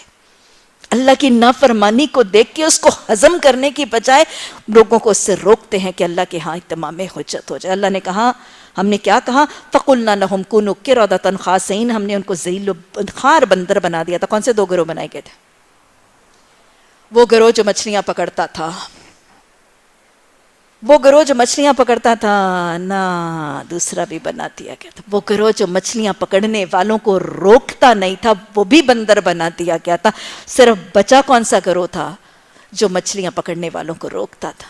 دونوں گروہ، مچھلیاں پکڑنے والے بھی روکے بندر بنائے گئے تھے، اور مچھلیاں پکڑنے والوں کو نہ روکنے بھی بندر والے بھی بندر بنا دے گئے تھے، صرف روکنے والے، امر بالمعروف اور نہی عن المنکر، معاشرے کی صفائی کا کام کرنے والے بچا دیے گئے تھے۔ بہت بڑا پیغام ہے، بہت بڑا پیغام ہے آج میرے اور آپ کے لیے۔ ان کو بندر بنا دیا گیا تھا، اور مفسرین حدیث کے حوالے سے ہمیں بتاتے ہیں کہ ان کے جسم جو ہیں، ان دونوں گروہوں کے جسم جو ہیں وہ بندروں کی طرح، ان کے چہرے، ان کے جسم، ان کی خیت، ان کی باڈیلی اپیرنس جو ہے وہ بندروں کی سی بنا دی گئی تھی، لیکن ان کے دماغ انسانوں ہی کی طرح کے تھے۔ یہ اپنے آپ اور اپنی شناخت کو پہچانتے تھے، لیکن جب ایک دوسرے کی اور اپنی حالت دیکھتے تھے تو یہ چیختے تھے اور روتے تھے اور چلاتے تھے۔ اور پھر ہمیں پتہ چلتا ہے کہ تقریباً 40 دن تک یہ زندہ رہے تھے نشان عبرت بن کے، اور 40 دن کے بعد یہ سارے کے سارے مر گئے تھے، ہلاک ہو گئے تھے۔ عبرت لأولی الابصار، ان کو بصارت رکھنے والوں کے لیے نشانی بنا دیا گیا تھا۔ دو بڑے اہم پیغام ہیں اس میں۔ اللہ کی نافرمانی نہ ڈائریکٹلی کرنی ہے نہ انڈائریکٹلی کرنی ہے۔ اللہ قرآن اور حدیث کے ذریعے جس کام سے روک دیتا ہے، قرآن اور حدیث کی نواہی، کان ادھر سے پکڑیں یا ادھر سے پکڑیں، بات ایک ہی ہے۔ جب قرآن ایک کام سے روک دیتا ہے تو نہ ہیلے سے، نہ بہانے سے، نہ ڈائریکٹلی نہ انڈائریکٹلی نافرمانی کسی طریقے سے کرنی نہیں ہے۔ نیکی کے نام کے اوپر نافرمانی کرنا یہ اصحاب سبت کا طریقہ تھا۔ آج ہمارے معاشرے میں یہ طریقے رائج ہیں۔ مثلا آپ دیکھیں کہ آج ہمارے معاشرے پہ نیکی کے نام پر، بھلائی اور خیر کے نام پر بہت بڑے بڑے گناہوں کو حلال اور آسان کر دیا جاتا ہے۔ مثلا اگر آپ کو میں مثالیں دوں، نابینا لوگوں کے علاج کے لیے بلائنڈ سوسائٹی کیا کرتی ہے؟ ایک فیشن شو ارینج کر دیتی ہے۔ نابینا لوگوں کا علاج کرنا ہے، بلائنڈ سوسائٹی ہے، وہ بہت سی فنڈ ریزنگ کے لیے نیکی کا نام، خدمت خلق کا نام، لوگوں کی بصارت لوٹانے کی، خیر خواہی کا کام کرنے کے لیے پیسے کہاں سے ریز ہو رہے ہیں؟ فیشن شو تھرو کر دیا گیا۔ اچھا، یہاں پھر آپ دیکھیں فلڈ وکٹمز، سیلاب زدگان کی مدد کے لیے کانسرٹس ارینج کر دیے جاتے ہیں۔ کانسرٹ جیسا حرام کام، یہ فیشن شوز میں، یہ کانسرٹس میں کام کیا ہو رہا ہے؟ اللہ کے حلال کرتا کام میں سارے کے سارے حرام کردہ کام، ناچ گانا، موسیقی، بے حیائی، فحاشی، عریانی، اختلاط، مخلوط محفلیں، سب کچھ غلط۔ نوجوان لڑکیاں، نوجوان لڑکے بے حیائی کا لباس پہنے اس موسیقی کے اوپر بازو اونچے کر کے ناچ رہے ہیں، گا رہے ہیں، اور ان تمام چیزوں کو حلال اور جائز کس لیے؟ خیر خواہی کے کام کے لیے۔ نیکی کے کام میں انڈائریکٹلی ایک نیکی کا لبادہ اوڑھ کے یہ کام کر دیا جاتا ہے اور سمجھا جاتا ہے کہ ہم خیر اور بھلائی کر رہے ہیں۔ یاد رکھ لیجئے گا، یہ ہیلہ سازی کے ساتھ خیر کا کام کرنا اصحاب سبت کا طریقہ ہے۔ ایسے کام کرنے والے بھی بندر بنائے گئے تھے، اور ایسے کام سے نہ روکنے والے بھی بندر بنائے گئے تھے۔ ہاں، روکنے والے بچ گئے تھے، اللہ ہمیں ان میں سے بناتے۔ ہمارے معاشرے میں ہیلہ سازی سے ڈھیر سے کام ہو رہے، اور یہ بھی میں آپ کو بتاتی چلوں، بسا اوقات کچھ لوگ کہتے ہیں کہ ہم نے تو وہ کانسرٹ ارینج نہیں کیا، ہم نے تو وہ فیشن شو ارینج نہیں کیا، ہم اس کے ٹکٹ بیچ رہے ہیں۔ ٹکٹ بیچنا کیا ہے؟ قرآن نے کہا ہے تعاونوا ولا تعاونوا علی الاسم والعدوان، دیکھو ظلم اور زیادتی اور گناہ کے کاموں میں تعاون بھی نہ کرو۔ تعاونوا علی البر والتقوی، تقوی اور نیکی کے کاموں میں تعاون کیا کرو، ولا تعاونوا علی الاسم والعدوان، ظلم اور زیادتی کے کاموں میں تعاون بھی نہ کیا کرو۔ تو یہ ہیلے سے اللہ کی نافرمانی کا کام کرنا، آج ہمارے معاشرے میں بہت سی مثالیں اس کی موجود ہیں۔ اور پھر دوسرا یہ انجام اصحاب سبت کا، اس لیے کہ یہ بے حیائی کو، یہ غلط کام کو، اللہ کی نافرمانی کو، فسق و فجور کو دیکھتے تھے، اور انہیں غیرت نہیں آتی تھی، انہیں حیا نہیں آتی تھی، اللہ نے بندر ہی بنا دیا۔ امر بالمعروف اور نہی عن المنکر جس معاشرے سے اٹھ جاتا ہے، اس معاشرے کا یہی حال ہے۔ احادیث مبارکہ سے دیکھ لیجیے، آپ صلی اللہ علیہ وسلم نے فرمایا کہ جب تم ظالم کو دیکھو گے، جب تم ظالم کو دیکھو تو تمہیں چاہیے کہ یا اپنے ہاتھ سے روکو یا زبان سے روکو، اور اگر اس کی استطاعت نہ رکھو تو کم از کم دل میں برا محسوس کرو۔ یہ ایمان کا کمزور ترین درجہ ہے۔ اسی طرح آپ صلی اللہ علیہ وسلم نے فرمایا کہ جب تم ظالم کو دیکھو گے اور اس کا ہاتھ نہیں تھام لو گے، یعنی ہاتھ سے، زبان سے، کسی طرح سے اس کو روکنے کے تدارک کا کوئی طریقہ اختیار نہیں کرو گے، جب تم ظالم کو دیکھو گے اور اس کا ہاتھ نہیں تھام لو گے تب اللہ تمہیں عام عذاب دے گا۔ عذاب کی نشانیاں آج ہمیں نظر آ رہی ہیں۔ ہمارے معاشرے میں کیا حال ہے؟ بے حیائی، فحاشی، عریانی، رہزنی، ڈکیتی، زناکاری، حیا سوزی، اتنے بڑے بڑے قد آدم یہ سائن بورڈز، ہمارا ٹی وی، ہمارا میڈیا، ہمارا لٹریچر، ہمارے اسکول، ہمارے کالجز، رشوتیں، بےایمانیاں، دھوکے، فراڈ، غصب، غبن۔ ان قریب تم ظالم کو دیکھو گے، نہیں روکو گے، اللہ تمہیں عام عذاب دے گا۔ نظر آ رہے ہیں عام عذاب؟ اس سے سخت حدیث ہے، بہت ہی سخت ہے۔ آپ صلی اللہ علیہ وسلم نے فرمایا کہ جب لوگ ظالم کو دیکھیں گے اور اس کے خلاف اٹھ نہیں کھڑے ہوں گے، ظالم وہی ہے نا جو اللہ کے احکامات کی نافرمانی کرتا ہے، جب لوگ ظالم کو دیکھیں گے اور اٹھ نہیں کھڑے ہوں گے، پھر اللہ سبحانہ تعالیٰ ان پر ایسے حکمران مسلط کر دے گا جو ان میں سے بدترین ہوں گے۔ یہ قوموں میں سے جب، معاشروں میں سے جب امر بالمعروف اور نہی عن المنکر نکل جاتا ہے، برائی کو دیکھ کے ہضم کر جانا، گناہ کو دیکھ کے نگل جانا، ایبزارب کر لینا، سٹینڈ کر لینا، ٹالریٹ کر لینا، جب معاشرے کے اندر ایک ٹالرنس نظر آنے لگے اللہ کی نافرمانی کی، تو آپ نے فرمایا پھر ان قریب اللہ ان پر ایسے حکمران مسلط کر دے گا جو ان میں سے بدترین ہوں گے۔ وہ ان کو سزائیں دیں گے، وہ ان کو اذیتیں دیں گے، لیکن قوم ان کا کچھ نہیں بگاڑ سکے گی۔ آج کے حالات دیکھ لیجیے، وہ ان کو سزائیں دیں گے، وہ ان کو اذیتیں دیں گے، لیکن قوم ان کا کچھ نہیں بگاڑ سکے گی۔ وہ دعائیں کریں گے اور ان کی دعائیں قبول نہیں ہوگی۔ اللہ سبحانہ تعالیٰ آج معاشرے میں یہ سب اللہ کے احکامات کی نفی دیکھ کر ہمیں اٹھنے والا بنا دے۔ اللہ امر بالمعروف اور نہی عن المنکر کرنے والی خوش نصیب گروہ بنا دے۔ یاد رکھیے گا، وہ واقعہ آتا ہے نا، آج ہم نے سمجھ لیا کہ شاید یہ معاشرے میں برائیوں کو روکنا اور بھلائیوں کی تاکید کرنا یہ شاید علماء دین کا کام ہے، کچھ مبلغ، کچھ دین کے داعی، یہ سب کا کام ہے، میرا، آپ کا، ہم سب کا کام ہے، ایک ایک کے کرنے کا کام ہے۔ ہم شاید سمجھتے ہیں کہ دینداری کا تقاضا یہ ہے کہ ہم اپنی نماز، اپنا روزہ، اپنا حج اپنے گھروں میں کرتے رہیں اور بس دین مکمل ہو گیا، ہمارے ارد گرد جو مرضی ہوتا رہے، ٹو ہیل ود دیم۔ نہیں، وہ واقعہ یاد رکھیے گا، بنی اسرائیل کی ایک قوم پر اللہ سبحانہ تعالیٰ کی طرف، وہ قوم فسق و فجور میں ڈوبی ہوئی تھی، اللہ کی نافرمانی، سرکشی، بے حیائی، شرک اس معاشرے کے اندر رائج تھا۔ اللہ نے حکم دیا فرشتوں کو، جاؤ اس بستی کے اوپر عذاب۔ فرشتے عذاب دینے کے لیے اس بستی پر آئے، فرشتوں نے بستی کا حال دیکھا، فرشتوں نے دیکھا کہ بستی میں ایک عبادت گزار شخص اور اس کا گھر ہے، بڑا عبادت گزار تھا، اللہ کے حضور قیام کرتا تھا، اللہ کے حضور سجدے کرتا تھا، کثرت سے عبادت کرتا تھا۔ فرشتوں نے اس کی حالت دیکھی، اللہ کے حضور حاضر ہوئے ہیں۔ اللہ، یا الہی، تو نے ہمیں بنی اسرائیل کی اس بستی، اس فاسق بستی پر عذاب کے لیے بھیجا، لیکن الہی اس بستی میں تو ایک طرف بڑا عبادت گزار شخص ہے، بتا اس کا کیا کریں، بتا اس شخص کا کیا کریں، اس بستی پر عذاب دیں گے تو وہ بھی ساتھ مٹ جائے گا، اس کا کیا کریں، وہ تو تیرے عبادت گزار ہے۔ اللہ نے کیا کہا تھا؟ اللہ سبحانہ تعالیٰ نے کہا تھا، جاؤ میرے فرشتوں، اس بستی کو جب عذاب دو گے تو اس بستی کے عذاب کا آغاز اس عبادت گزار بندے کے گھر سے کرنا۔ کیوں؟ میرے حضور کھڑا ہوتا تھا، میرے آگے جھکتا تھا، میری بندگی کرتا تھا، اور اس کے ارد گرد میرے بندے اس کی نافرمانی، میری سرکشی، میرے بندوں کے ساتھ ظلم اور زیادتی کرتے تھے، اور اس عبادت گزار کو کوئی حیا نہیں آتی تھی، یہ خبرگیری نہیں کرتا تھا، یہ حالات کو بدلنے کے لیے اپنے ہاتھ، پاؤں، زبان استعمال نہیں کرتا تھا۔ عذاب کا آغاز اسی کے گھر سے کرو۔ آج ہم نے دینداری سمجھ لی کہ دینداری شاید صرف اپنے گھروں میں نماز، روزہ، زکوٰۃ، حج کرنے کا نام ہے اور معاشرے کو اس کے حال پہ چھوڑ دینے کا نام ہے۔ نہیں، یہ جب تک معاشرے کی صفائی نہیں ہوگی، یہ سب کی ذمہ داری ہے۔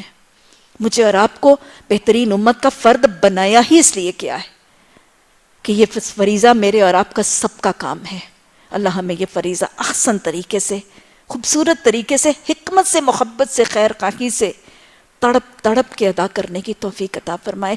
اور اللہ سبحانہ تعالیٰ جو کوششیں ہم کرتے ہیں ان میں برکتیں عطا فرما دے، اور جو ٹوٹی پوٹی کوششیں کرتے ہیں اللہ ان کو قبول فرما لے، اور اس دین کے غلبے میں ہمیں اپنا کردار ادا کرنے کی توفیق عطا فرما دے۔ اللہ نے ان کو خنزیر بندر بنا دیا تھا، بندر بنا دیے گئے تھے۔ یاد رکھیے گا، اس قوم کو تو جسمانی طور پر بندر بنایا تھا، کچھ قوموں کو اللہ حرکات و سکنات کے حوالے سے بندر بنا دیتا ہے۔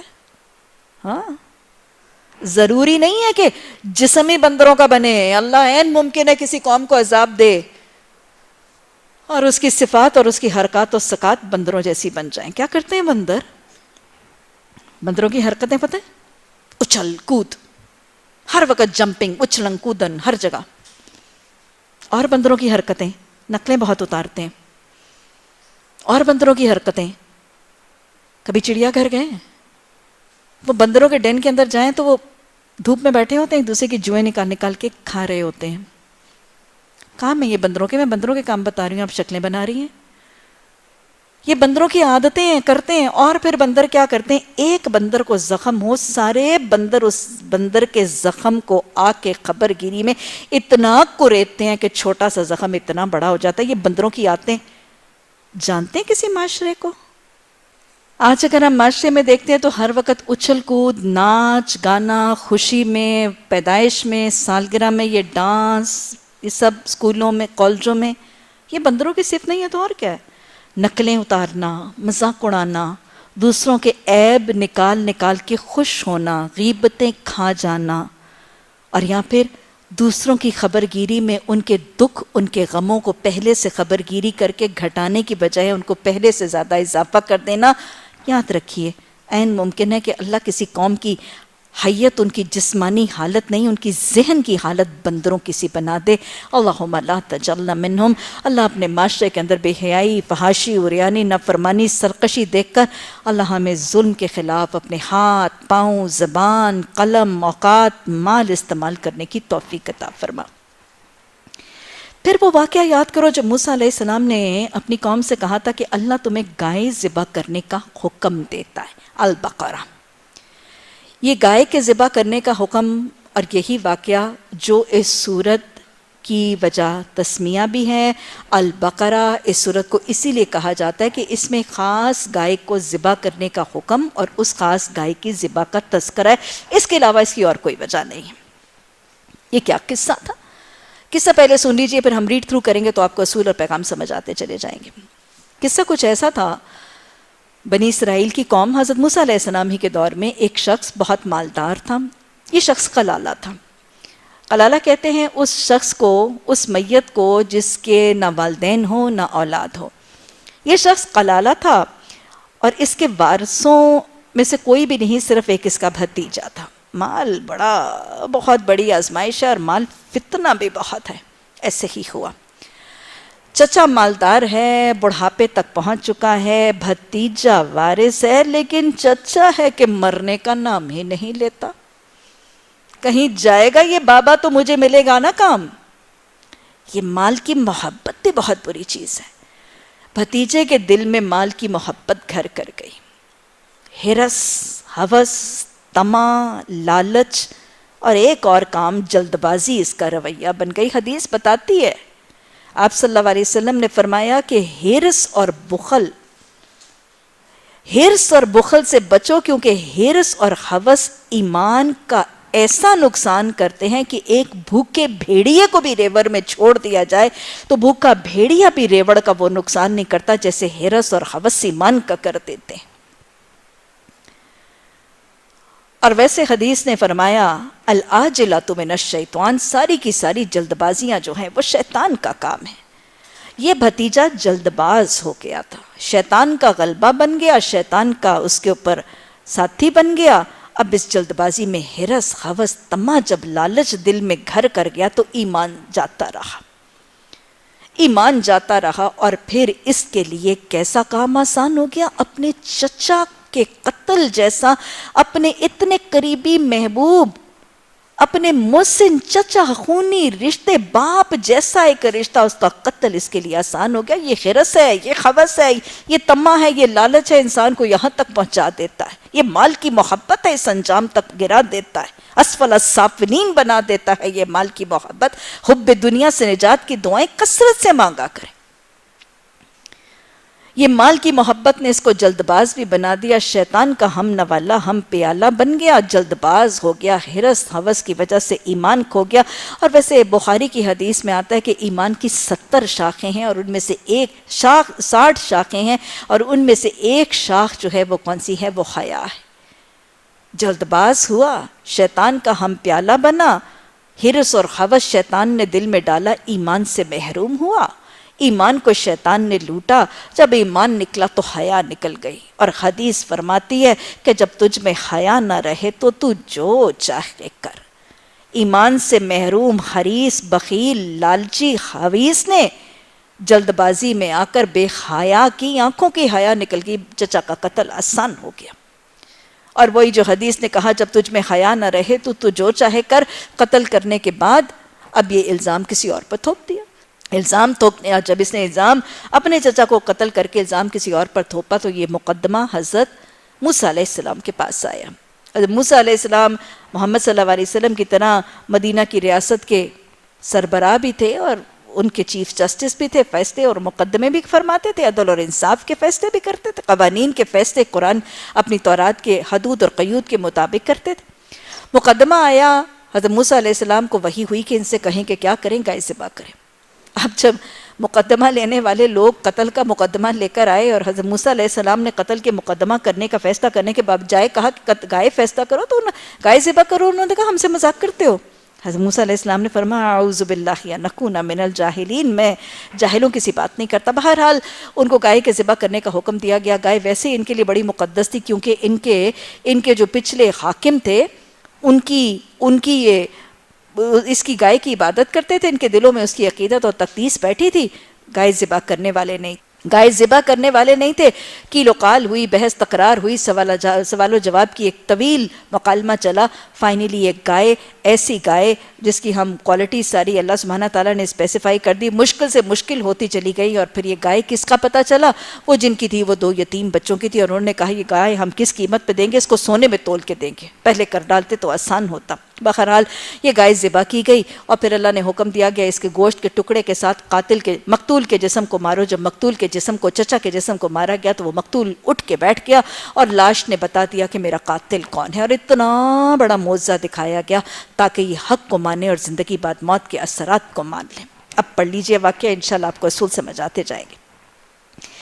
پھر وہ واقعہ یاد کرو جب موسیٰ علیہ السلام نے اپنی قوم سے کہا تھا کہ اللہ تمہیں ایک گائے ذبح کرنے کا حکم دیتا ہے. کہنے لگے تم ہم سے مذاق کرتے. موسیٰ علیہ السلام نے فرمایا اعوذ باللہ ان نکون من الجاہلین. بیکار کے لا یعنی بے مقصد مذاق کرنے سے انبیاء نے بھی پناہ اللہ سے مانگی ہے. اور بیکار کے لا یعنی مذاق اور استہزاء کرنا جہالت کا کام ہے. حضرت موسیٰ علیہ السلام نے کہا اعوذ باللہ ان نکون من الجاہلین، کہ میں مذاق کروں، میں پناہ مانگتا ہوں کہ میں جاہلوں میں سے ہوں. نبی صلی اللہ علیہ وسلم نے بھی تو مذاق اڑانے کے لیے ایسی ہی بات فرمائی. آپ نے فرمایا، مذاق کے حوالے سے حدیث آتی ہے، آپ نے فرمایا کہ اگر میں ڈھیر سا بھی مال دیا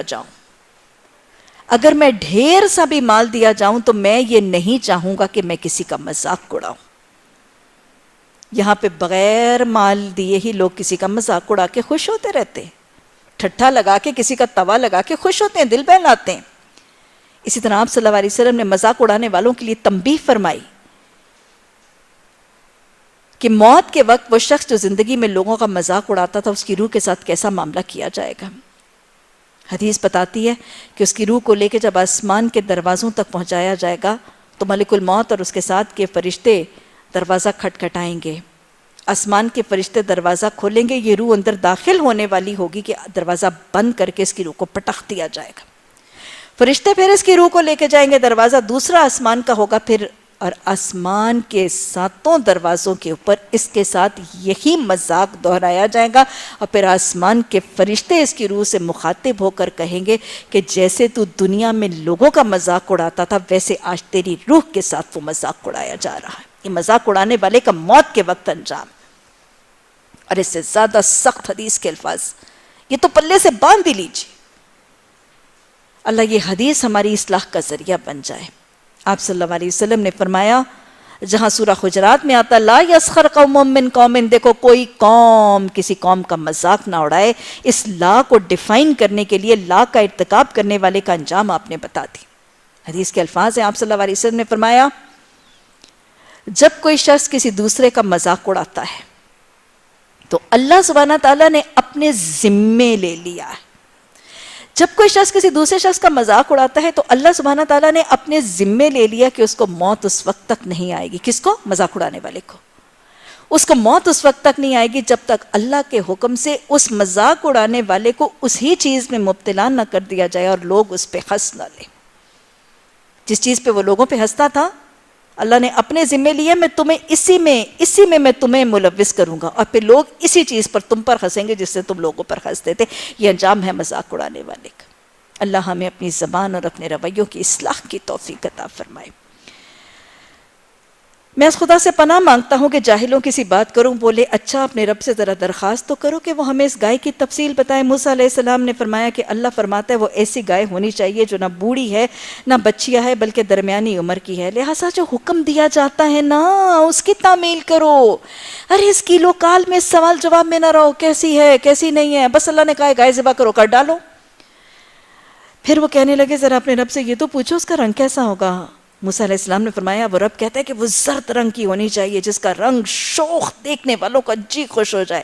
پھر بولے ذرا اپنے رب سے ذرا صاف صاف تو پوچھ کے بتاؤ گائے کیسے مت تمہیں سمجھ تو آ گیا تمہیں گائے ہے بھائی 4 ٹانگوں والی ہے 2 سینگوں والی ہے 2 کان ایک دو میں ذبح کر دو. نہیں اصل میں ڈھٹائی ہے ضد ہے بحث ہے تکرار ہے اللہ کی مان کے نہ دینے والا رویہ ہے. ڈیلے کر رہے ہیں پوسٹ پون کر رہے ہیں. یہ ڈیلیئنگ ٹیکٹکس یہ کوشچننگ کیوں ہے؟ ہم پوچھتے جائیں گے شاید جھوٹی ہو جائے گا. وہ کہتے ہیں نا اللہ جھوٹی ہو جائے. ہم پوچھتے جائیں گے آخر میں شاید اللہ کہہ دے گا اچھا چلو چھوڑو رہنے دو. نہ اللہ تو کر کے رہے گا. موسیٰ علیہ السلام نے جواب دیا اللہ کہتا ہے وہ گائے ایسی ہونی چاہیے جس سے خدمت نہیں. اب مشکل سے مشکل ڈیفینیشن ہوتی جا رہی ہے. نہ زمین جوتتی ہے نہ پانی کھینچتی ہے صحیح سالم سپاٹ لیس بے داغ. لو اب اچھے رہ گئے ہو. اس پر وہ پکار اٹھے کہ ہاں اب تم نے ٹھیک پتہ بتایا. پھر انہوں نے اسے ذبح کیا ورنہ وہ ایسا کرتے ہوئے معلوم تو نہیں ہوتے تھے. اور تمہیں یاد ہے وہ وقت جب تم نے ایک شخص کی جان لے لی تھی. بعد والی بات پہلے والی بات بعد میں. پھر اس کے بارے میں جھگڑنے لگے تھے ایک دوسرے پر قتل کا الزام توپنے لگے تھے اور اللہ نے فیصلہ کر لیا تھا کہ جو کچھ تم چھپاتے ہو اسے کھول کر رکھ دے گا. اس وقت ہم نے حکم دیا کہ مقتول کی لاش کو اس کے ایک حصے کس کے ایک حصے گائے کے ایک حصے کے ساتھ ضرب لگاؤ. دیکھو اسی طرح اللہ مردوں کو زندگی بخشتا ہے. پھر تمہیں اللہ نشانیاں دکھاتا ہے تاکہ تم سمجھو. اللہ سبحانہ تعالیٰ نے اس قتل کے مقدمے میں بنی اسرائیل سے گائے کو ذبح کرنے کا طریقہ کیوں کہا؟ ایک وجہ تو مفسرین بتاتے ہیں اس لیے کہ ان کے دلوں میں کس کی عقیدت؟ اللہ قرآن میں فرماتا ہے وہ اشربوا فی قلوبہم العجل. ان کے دلوں میں گائے کی محبت پلا دی گئی تھی. جو چیز پی ہوئی ہوتی ہے نا وہ بھر جاتی ہے. ان کے دلوں میں گائے کی محبت عقیدت تقدیس احترام ڈالا ہوا تھا. کیا قوم تھی؟ جسمانی طور پر فزیکلی تو آزاد ہو گئے تھے جغرافیکلی لیکن ذہنی طور پر غلام ابن غلام ہے نا. وہ جو ان کے حکمرانوں کا جو معبود تھا وہ جو ان کے حاکم قبطی جس بچڑے کو پوجتے تھے اس بچڑے کی عقیدت اس کی تقدیس اس کا احترام. ارے وہ تو صحرا میں جانے سے پہلے ہی کہتے تھے کہ موسیٰ ہمیں بھی ایسا بت بنا دو. موسیٰ علیہ السلام گئے پھر بچڑا پالا سونے کا اور اب پھر وہی تقدیس. تو وہ بچڑے کی تقدیس اس کا احترام اس کی محبت اور اس کی سینکٹٹی ان کے دلوں میں سے نکل نہیں رہی تھی. اللہ سبحانہ تعالیٰ یہ گائے ذبح کروا کے اس قوم کو کیا ثابت کرنا چاہتا تھا؟ اس گائے کی محبت اس کی عقیدت ان کے دلوں سے نکالنا چاہتا تھا. اور جو ان کے ہاں جو ایک وہم اور ایک توہمات اور ایک سپرسٹیشنز کا تصور تھا نا کہ گائے کو ذبح کیا تو شاید کتنی بڑی آفت ہم پہ آ جائے گی. یہ سپرسٹیشن یہ توہمات بھی ان کی زندگی سے نکالنا چاہتا تھا کہ دیکھو گائے کو ذبح کرو گے تو کوئی آفت نہیں آئے گی کوئی عذاب نہیں آئے گا بلکہ الٹے تمہارے مسئلے حل ہو جائیں گے. وہ جو تمہارے مقدمے زندگی میں حل نہیں ہو رہے تھے وہ جو مقدمے تمہارے فیصلے نہیں ہو رہے تھے ان مقدموں کا حل مل جائے گا. اس لیے اسپیسیفکلی گائے کو ٹارگٹ کیا گیا. اور پھر اللہ سبحانہ تعالیٰ نے اس گائے کو ذبح کروانے اور پھر مقتول کو لاش کو گوشت مار کے اٹھا کر بٹھانے کے بعد ان کی دوسری جو پرابلم تھی کہ یہ آخرت کا تصور نہیں مانتے تھے، زندگی بعد موت کے عقیدے کو نہیں سمجھ رہے تھے، اس پر ایمان نہیں لا رہے تھے. تو اس پورے کے پورے اتنے زبردست واقعے کے ذریعے، اس سپر نیچرل فینومنا کے ذریعے ان کو کیا دکھایا گیا؟ معجزے کے ذریعے اللہ جو ایک گوشت کے ٹکڑے کے ساتھ ایک مقتول مردہ کو اٹھا سکتا ہے، اس کے لیے باقی مردہ لوگوں کو اٹھانا اور تم سب کو تمہاری موت کے بعد اٹھا کر حاضر کر دینا مشکل نہیں ہے. زندگی بعد موت کا عقیدہ راسخ کرنے کے لیے یہ واقعہ جو ہے وہ دکھایا گیا. لیکن اللہ نے اتنا بڑا معجزہ دکھایا. اللہ نے فرمایا مگر اتنا بڑا معجزہ دیکھنے کے بعد بھی تمہارے دل سخت ہو گئے، پتھروں کی طرح سخت. اتنا بڑا معجزہ کہ مقتول کی لاش کو گوشت کا ٹکڑا لگے اور مقتول اٹھ کے بیٹھ جائے اور بولے اور اپنے قاتل کا نام بتائے، بہت بڑا معجزہ تھا. لیکن اس کے باوجود نہ انہوں نے اللہ کو مانا تھا، نہ انہوں نے گائے کی تقدیس کو چھوڑا تھا، نہ زندگی بعد موت کا عقیدہ مانے تھے، نہ حضرت موسیٰ علیہ السلام کی رسالت کی حقانیت کو، نہ شریعت موسوی پر راضی ہوئے تھے. اللہ نے وجہ بتائی، ان کے دل بڑے سخت تھے. بہت بڑا معجزہ تھا، لیکن اس سے بڑے بڑے معجزے نظر آتے ہیں. بتائیں ذرا، کیا یہی بہت بڑا معجزہ؟ ایسے بڑے معجزے تو میں اور آپ بھی دیکھتے ہیں. کیا ایک انڈے میں سے انڈے کا ٹوٹ کے اس میں سے ایک چو چو کرتے ہوئے چوزے کا نکل آنا بہت بڑا معجزہ نہیں ہے؟ کیا یہ بہت بڑا معجزہ تھا؟ ایک بالکل بے جان انڈا اور اس انڈے میں سے چوزا نکل آتا ہے، یہ اتنا ہی بڑا معجزہ ہے. یا اگر آپ اس کو ریورس کر لیں، ایک لاش کا اٹھ کے بولنا بہت بڑا معجزہ ہے، لیکن ایک بولتے ہوئے کا لاش بن کے لیٹ جانا، کیا خیال ہے وہ چھوٹا معجزہ ہے؟ اتنا ہی بڑا معجزہ ہے میرے نزدیک. چونکہ وہ ہیپننگ ہم بہت دفعہ دیکھتے اور جانتے ہیں تو شاید ہمیں اس لیے ابنارمل اور بہت خاص چیز نہیں لگتی. دیکھیں، ایک مردہ شخص ہے اور وہ مردہ اٹھ کے بولنے لگتا ہے، ہمیں وہ بہت بڑا معجزہ لگتا ہے کیونکہ ہم نے کبھی ہیپن ہوتے ہوئے دیکھا نہیں. لیکن اتنا ہی بڑا معجزہ ہے کہ ایک انسان چل رہا تھا، پھر رہا تھا، بول رہا تھا، کھا رہا تھا، ہنس رہا تھا، حرکت کر رہا تھا، اور ایک دم سے بے کم و کاست پڑ جاتا ہے. یہ بھی تو معجزہ ہے. یہ سارے معجزے دیکھنے کے باوجود ان کو ایمان نہیں ہوا تھا. یہ دوسرے معجزے ہم دیکھتے ہیں، اس کے باوجود بھی لوگوں کو ایمان نہیں آتا. وجہ کیا ہے؟ دل سخت جب ہو جائیں، اللہ کی نشانیاں، اللہ کے معجزات، اللہ کی یہ ساری آیات سمجھنے کے باوجود بھی ایمان نہیں ملتا. اللہ نے کہا کہ ان کے دل جو ہیں وہ پتھروں سے زیادہ سخت ہو گئے. مثال پتھروں کی کیوں دی گئی؟ کیونکہ پتھر is like one of the hardest things we comprehend. اللہ نے کہا کہ ان کے دل تو پتھروں سے زیادہ سخت ہے. اور پھر اللہ نے کہا کہ نہیں، پتھر بھی ان سے زیادہ نرم ہے. اور اللہ نے پتھروں کی نرمی کے لیے 2 مثالیں بتا دی، بڑی خوبصورت مثالیں. اللہ فرماتا ہے پتھر بھی ان کے دلوں سے نرم تھے، کیونکہ کچھ پتھر بھی اللہ کے بنائے ہوئے ایسے ہیں کہ وہ پھٹتے ہیں اور ان میں سے چشمے جاری ہو جاتے ہیں. گویا اس مثال میں اللہ کیا فرما رہے ہیں؟ پہاڑوں کے پتھروں کا پھٹنا اور ان میں سے چشموں کا بہنا اس آیت کی روح سے کیا ہے؟ پہاڑوں کے پتھروں کا خوف خدا سے رونا ہے. یہ پہاڑوں کی نرمی کی علامت کے طور پر کوٹ کیا جا رہا ہے کہ پہاڑوں کے سخت پتھر بھی خوف خدا سے پھٹتے ہیں، لرزتے ہیں، اور ان کی آنکھوں سے وہ چشمے پھوٹ نکلتے ہیں. پھر اللہ نے فرمایا کہ پہاڑ اور پہاڑوں کے پتھر تمہیں بہت سخت لگتے ہیں، لیکن پہاڑوں کے اندر بھی اللہ کا خوف اور خشیت کا جذبہ ہے. یہ جو لینڈ سلائیڈز ہوتی ہیں نا، آپ نے دیکھا ہے کہ لینڈ سلائیڈز میں کیا ہوتا ہے؟ وہ پہاڑ کے ٹاپ پہ چوٹی پہ جو پتھر ہیں وہ گرنے لگتے ہیں. تو اللہ نے فرمایا کہ یہ جو پہاڑوں کے پتھر اوپر سے لڑک کے نیچے آ رہے ہوتے ہیں، یہ تو اصل میں اللہ کے خوف سے جھکے اور دبے جا رہے ہوتے ہیں. اللہ کی ساری مخلوق اللہ کی حمد و ثنا بھی کرتی ہے. اللہ کی ساری مخلوق اللہ کی تسبیح بھی کرتی ہے. اللہ کی ساری مخلوق اللہ کے آگے سجدہ ریز بھی ہوتی ہے. اللہ کی ساری مخلوق اللہ سے ڈرتی اور تقوی بھی کرتی ہے. اللہ کی ساری مخلوق اللہ کے آگے روتی، گڑ گڑاتی اور لرزتی اور خوف زدہ بھی ہوتی ہے. اللہ ہمیں بھی یہ سارے جذبات عطا فرما دے. اللہ نے کہا کہ یہ بنی اسرائیل جنہوں نے اتنا بڑا فینومنا دیکھا، اس کے باوجود ایمان نہیں لائے کیونکہ ان کے دل سخت ہو گئے تھے. پتہ چل رہا ہے کس چیز کی اہمیت؟ اللہ کے معجزات، اللہ کے قرآن کی آیات دیکھنے کے بعد ایمان میں رکاوٹ کیا بن رہا ہے؟ دل کی سختی. دل کی سختی ایمان میں رکاوٹ کی بہت بڑی وجہ ہے.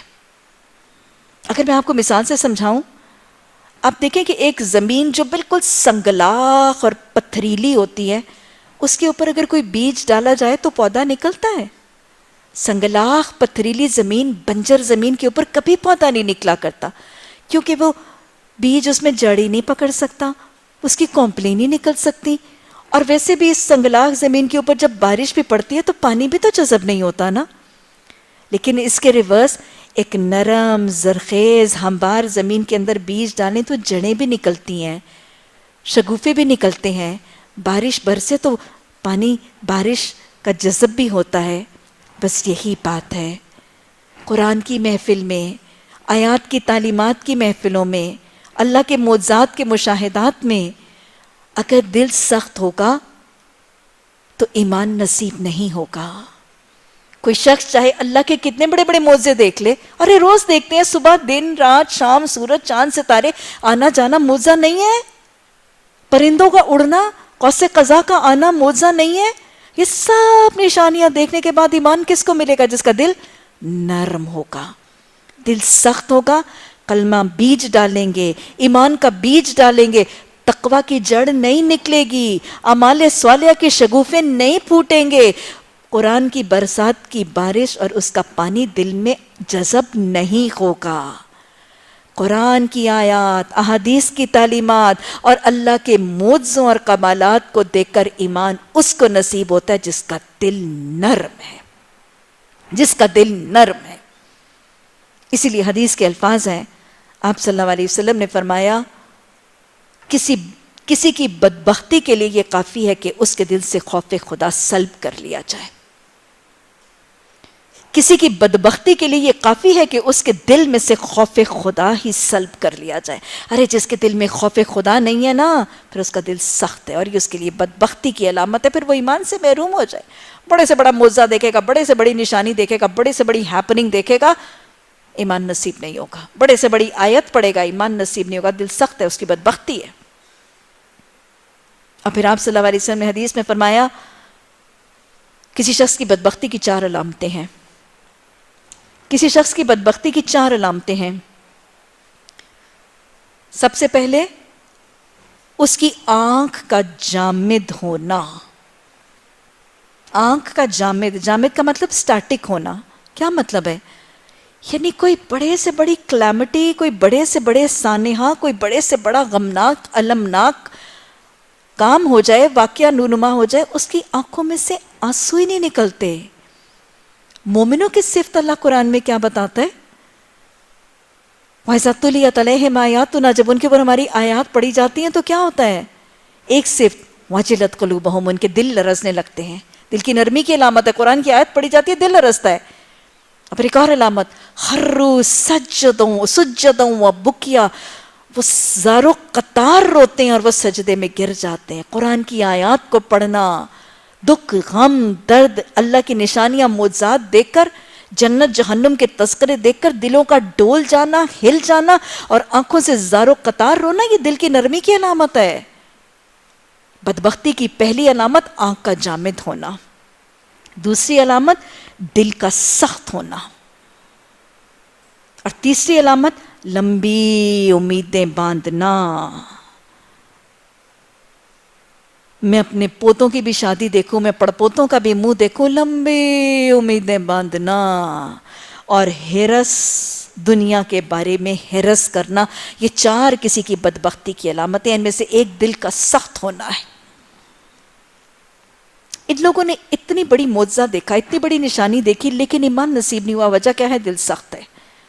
ہم قرآن پڑھ رہے ہیں، صبح شام اللہ کے معجزات دیکھتے ہیں، چاہتے ہیں کہ ایمان نصیب ہو، نہیں ہوگا جب تک دل سخت ہوگا. دل نرم ہوگا تو یہ قرآن اثر کرے گا. دل نرم ہوگا تو قرآن اور حدیث کی تعلیمات کی بارش برسے گی اور دل کے اندر جذب ہوگی.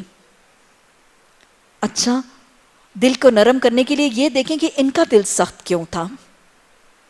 اللہ ان کے دل کی سختی کو پتھروں سے بھی زیادہ سخت کہہ رہا ہے اور ان کے ایمان کی رکاوٹ کی وجہ بتا رہا ہے. اتنا بڑا مشاہدہ کرنے کے باوجود دل سخت تھا، اس لیے ایمان نہیں نصیب ہوا. پتھروں سے زیادہ سخت ان کا دل سخت کیوں ہو گیا تھا؟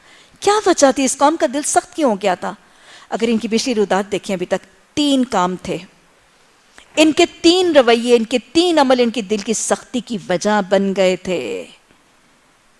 سب سے پہلی وجہ، جب یہ اللہ سے وعدہ کرتے تھے تو وعدہ توڑ دیتے تھے۔ کیا تھا انہوں نے وعدہ؟ خذوا ما آتیناکم بقوۃ واذکروا ما فیہ لعلکم تتقون، یہ لے لو، پہاڑ ہے طور کا، وعدہ کرو اس کو پکڑتے ہیں، پکڑیں گے، وعدہ توڑ دیا۔ دل کی سختی کی پہلی وجہ تھی، بنی اسرائیل کی دل کی سختی کی پہلی وجہ یہ اللہ سے وعدہ کرتے تھے اور وعدہ توڑ دیتے تھے۔ دوسری وجہ، اگلی رودات دیکھیں، اللہ ان کو کسی کام سے روکتا تھا۔ اصحاب سبت کو روکا مچھلیاں نہ پکڑنا، اللہ ان کو کسی کام سے روکتا تھا، ڈائریکٹلی انڈائریکٹلی ہیلے سے بہانے سے اللہ کی نواہی کا ارتکاب کر ڈالتے تھے۔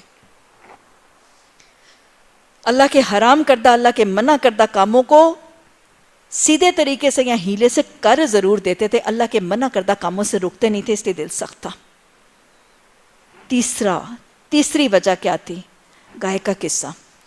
اللہ جب ان کو کہتا تھا ایک کام کرو، بحث، تکرار، کیلو کال، ڈیبیٹ، ڈسکشن، کیوں کریں، کب کریں، کیسے کریں، نہیں کرتے، بغیر وجہ کے تردد، اللہ کے احکامات کے اندر ڈیلینگ، پوسٹ پونمنٹ اور انکار کا طریقہ اختیار کرتے تھے، اس لیے ان کا دل سخت ہو گیا تھا۔ سمجھ میں آ گئی بات؟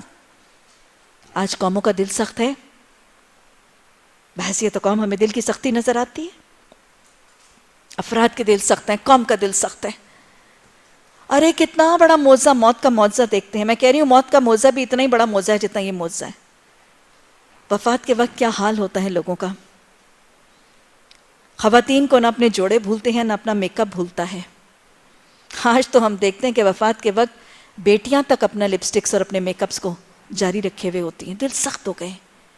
میت بیٹھی ہوئی ہوتی ہے اور اس وقت دنیا داری کی ایسی ایسی باتیں اور ایسے ایسے مذاق اور ایسی ایسی گفتگو، اور اگر کسی کو میت کے بعد کچھ دیر دل کی نرمی رہتی بھی ہے تو کتنی دیر موت یاد رہتی ہے؟ 2 دن 3 دن، بس ختم، دل سخت ہو گئے۔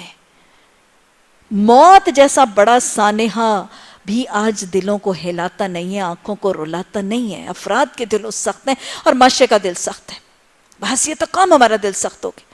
بڑے سے بڑا سانحہ قوم پر آ جاتا ہے، بڑی سے بڑی آفت دل پر آ جاتی ہے، ویسے ہی کھا رہے ہیں، ویسے ہی پی رہے ہیں، ویسے ہی شادیاں، ویسے ہی ڈائننگ آؤٹ، ویسے ہی سارے کام چل رہے ہوتے ہیں۔ اتنا بڑا سانحہ، ایک بم دھماکے کی خبر آتی ہے، فلاں علاقے پہ بم دھماکہ ہو گیا، بریکنگ نیوز آتی، ٹی وی چلتا ہے، اچھا فلاں علاقے پہ بم دھماکہ، کتنی ہلاکتیں ہوئیں؟ ابھی تک تو 15 کی خبر آئی ہے، چلو خیر ہے، پھر تو زیادہ نہیں ہوئی۔ یہ کیا ہے؟ یہ دل کی سختی نہیں؟ ارے 15 گھرانوں کے چشم و چراغ، 15 گھرانوں کے بریڈ ارنرز، اور آپ بڑے مزے سے کہہ دیں کہ اچھا چلو شکر ہے زیادہ نقصان نہیں ہوا۔ یہ دل کی سختیاں ہیں۔ آج دل سخت کیوں ہے؟ وہی وجہ جو ان کی تھی، اللہ سے بدعہدی ہے۔ اللہ سے وعدہ کیا تھا، میرے آباء و اجداد نے کیا تھا، میں نے تو شاید اپنی اگلی نسل کو بتایا بھی نہیں کہ میرے باپ دادا نے اللہ سے وعدہ کیا تھا۔ کیا وعدہ کیا تھا؟ پاکستان مانگا تھا۔ پاکستان کا مطلب کیا؟ لا الہ الا اللہ، اللہ سے وعدہ تھا۔ یہ وعدہ کر کے ہم نے بحیثیت قوم فراموش کر دیا، لا الہ الا اللہ کا نظام نافذ نہیں کیا، بدعہدی کی ہے ہم نے، اللہ نے دل سخت کر دیے ہیں۔ اللہ منع کرتا ہے کاموں سے، ہیلے سے بہانے سے اللہ کی نافرمانی چلتی ہے ہمارے معاشرے میں۔ اللہ حکم دیتا ہے، اس پہ کیل و کال اور بحث اور تکرار اور انکار کا طریقہ رائج ہے ہمارے ہاں، دلوں کی سختی کی وجہ موجود ہے۔ اللہ ہمیں بدعہدی سے، نافرمانی سے اور اطاعت کی کمی سے بچ کر اللہ کی فرما برداری کی توفیق عطا فرما دے۔ چاہتے ہیں کہ اللہ کی آیات، قرآن کی آیات، اللہ کے معجزات کو دیکھیں تو ایمان ملے، دل کو نرم کرنا ضروری ہے۔ ان 3 وجوہات سے بچنا ہے، اللہ سے بدعہدی، اللہ کی نافرمانی اور اللہ کی اطاعت میں کمی، اور پھر حدیث کے کچھ مشورے دل کی نرمی کے لیے۔ آپ صلی اللہ علیہ وسلم سے پوچھا گیا، یا رسول اللہ صلی اللہ علیہ وسلم دل کی نرمی کا طریقہ بتائیے۔ آپ نے فرمایا، لذتوں کو مٹانے والی چیز موت کو کثرت سے یاد کرو۔ لذتوں کو مٹانے والی چیز موت کو کثرت سے یاد کرو، اور یاد رکھیے گا موت کو یاد کرنا، اپنی موت کو اور دنیا سے روانگی کے وقت کو یاد کرنا واقعی دل کو نرم کرتا ہے۔ اگر قبرستان بھی اس لیے جایا جائے کہ وہاں جا کر قبروں والوں کو دیکھ کر اپنا ٹھکانہ یاد کرنا ہے تو دل نرم ہوتا ہے۔ دوسرا، آپ صلی اللہ علیہ وسلم نے فرمایا قرآن کی تلاوت۔ حدیث میں آتا ہے نا کہ دلوں کو زنگ لگ جاتا ہے، پوچھا گیا کہ دلوں کو زنگ کو صاف کرنے کا طریقہ، آپ نے فرمایا قرآن کی تلاوت۔ دلوں کے زنگ کو، دلوں کی سختی کو دور کرنے کے لیے قرآن کی تلاوت۔ اور پھر آپ نے تیسرا طریقہ دل کی نرمی کے لیے بتایا، یتیم کے سر پر شفقت سے ہاتھ پھیرنا۔ معاشرے کا جو کمزور طبقہ ہے، کمزور، مجبور، مفلس، کٹا ہوا، پسا ہوا، انڈر پریویلیج، ڈپرائیوڈ طبقہ، اس کی خبر گیری کرنا، اس کی احوال پرسی کرنا، اس کی معاونت کرنا، اس کی مدد کرنا، اس کی اعانت کرنا اس طبقے کی، یہ کیا ہے؟ یہ بھی دل کو نرم کرتا ہے۔ ان کے غموں کو محسوس کریں گے تو دل نرم ہوگا۔ اللہم طہر قلبی من نفاقی وعملی من الریاء ولسانی من القذب وعینی من الخیانتی انک تعلم من خائنۃ العین وما تخفی الصدور۔ اللہم الہمنا رشدا واعذنا من شرور انفسنا۔ اللہم آتی نفسی تقواہا، اللہم آتی نفسی تقواہا، اللہم آتی نفسی تقواہا۔ ربنا لا تزغ قلوبنا بعد إذ هديتنا وهب لنا من لدنك الرحمة إنك أنت الوهاب۔ سبحانك اللهم وبحمدك نشهد أن لا إله إلا أنت نستغفرك ونتوب إليك۔ سبحان ربك رب العزة عما يصفون وسلام على المرسلين والحمد لله رب العالمين۔ آمین ثم آمین۔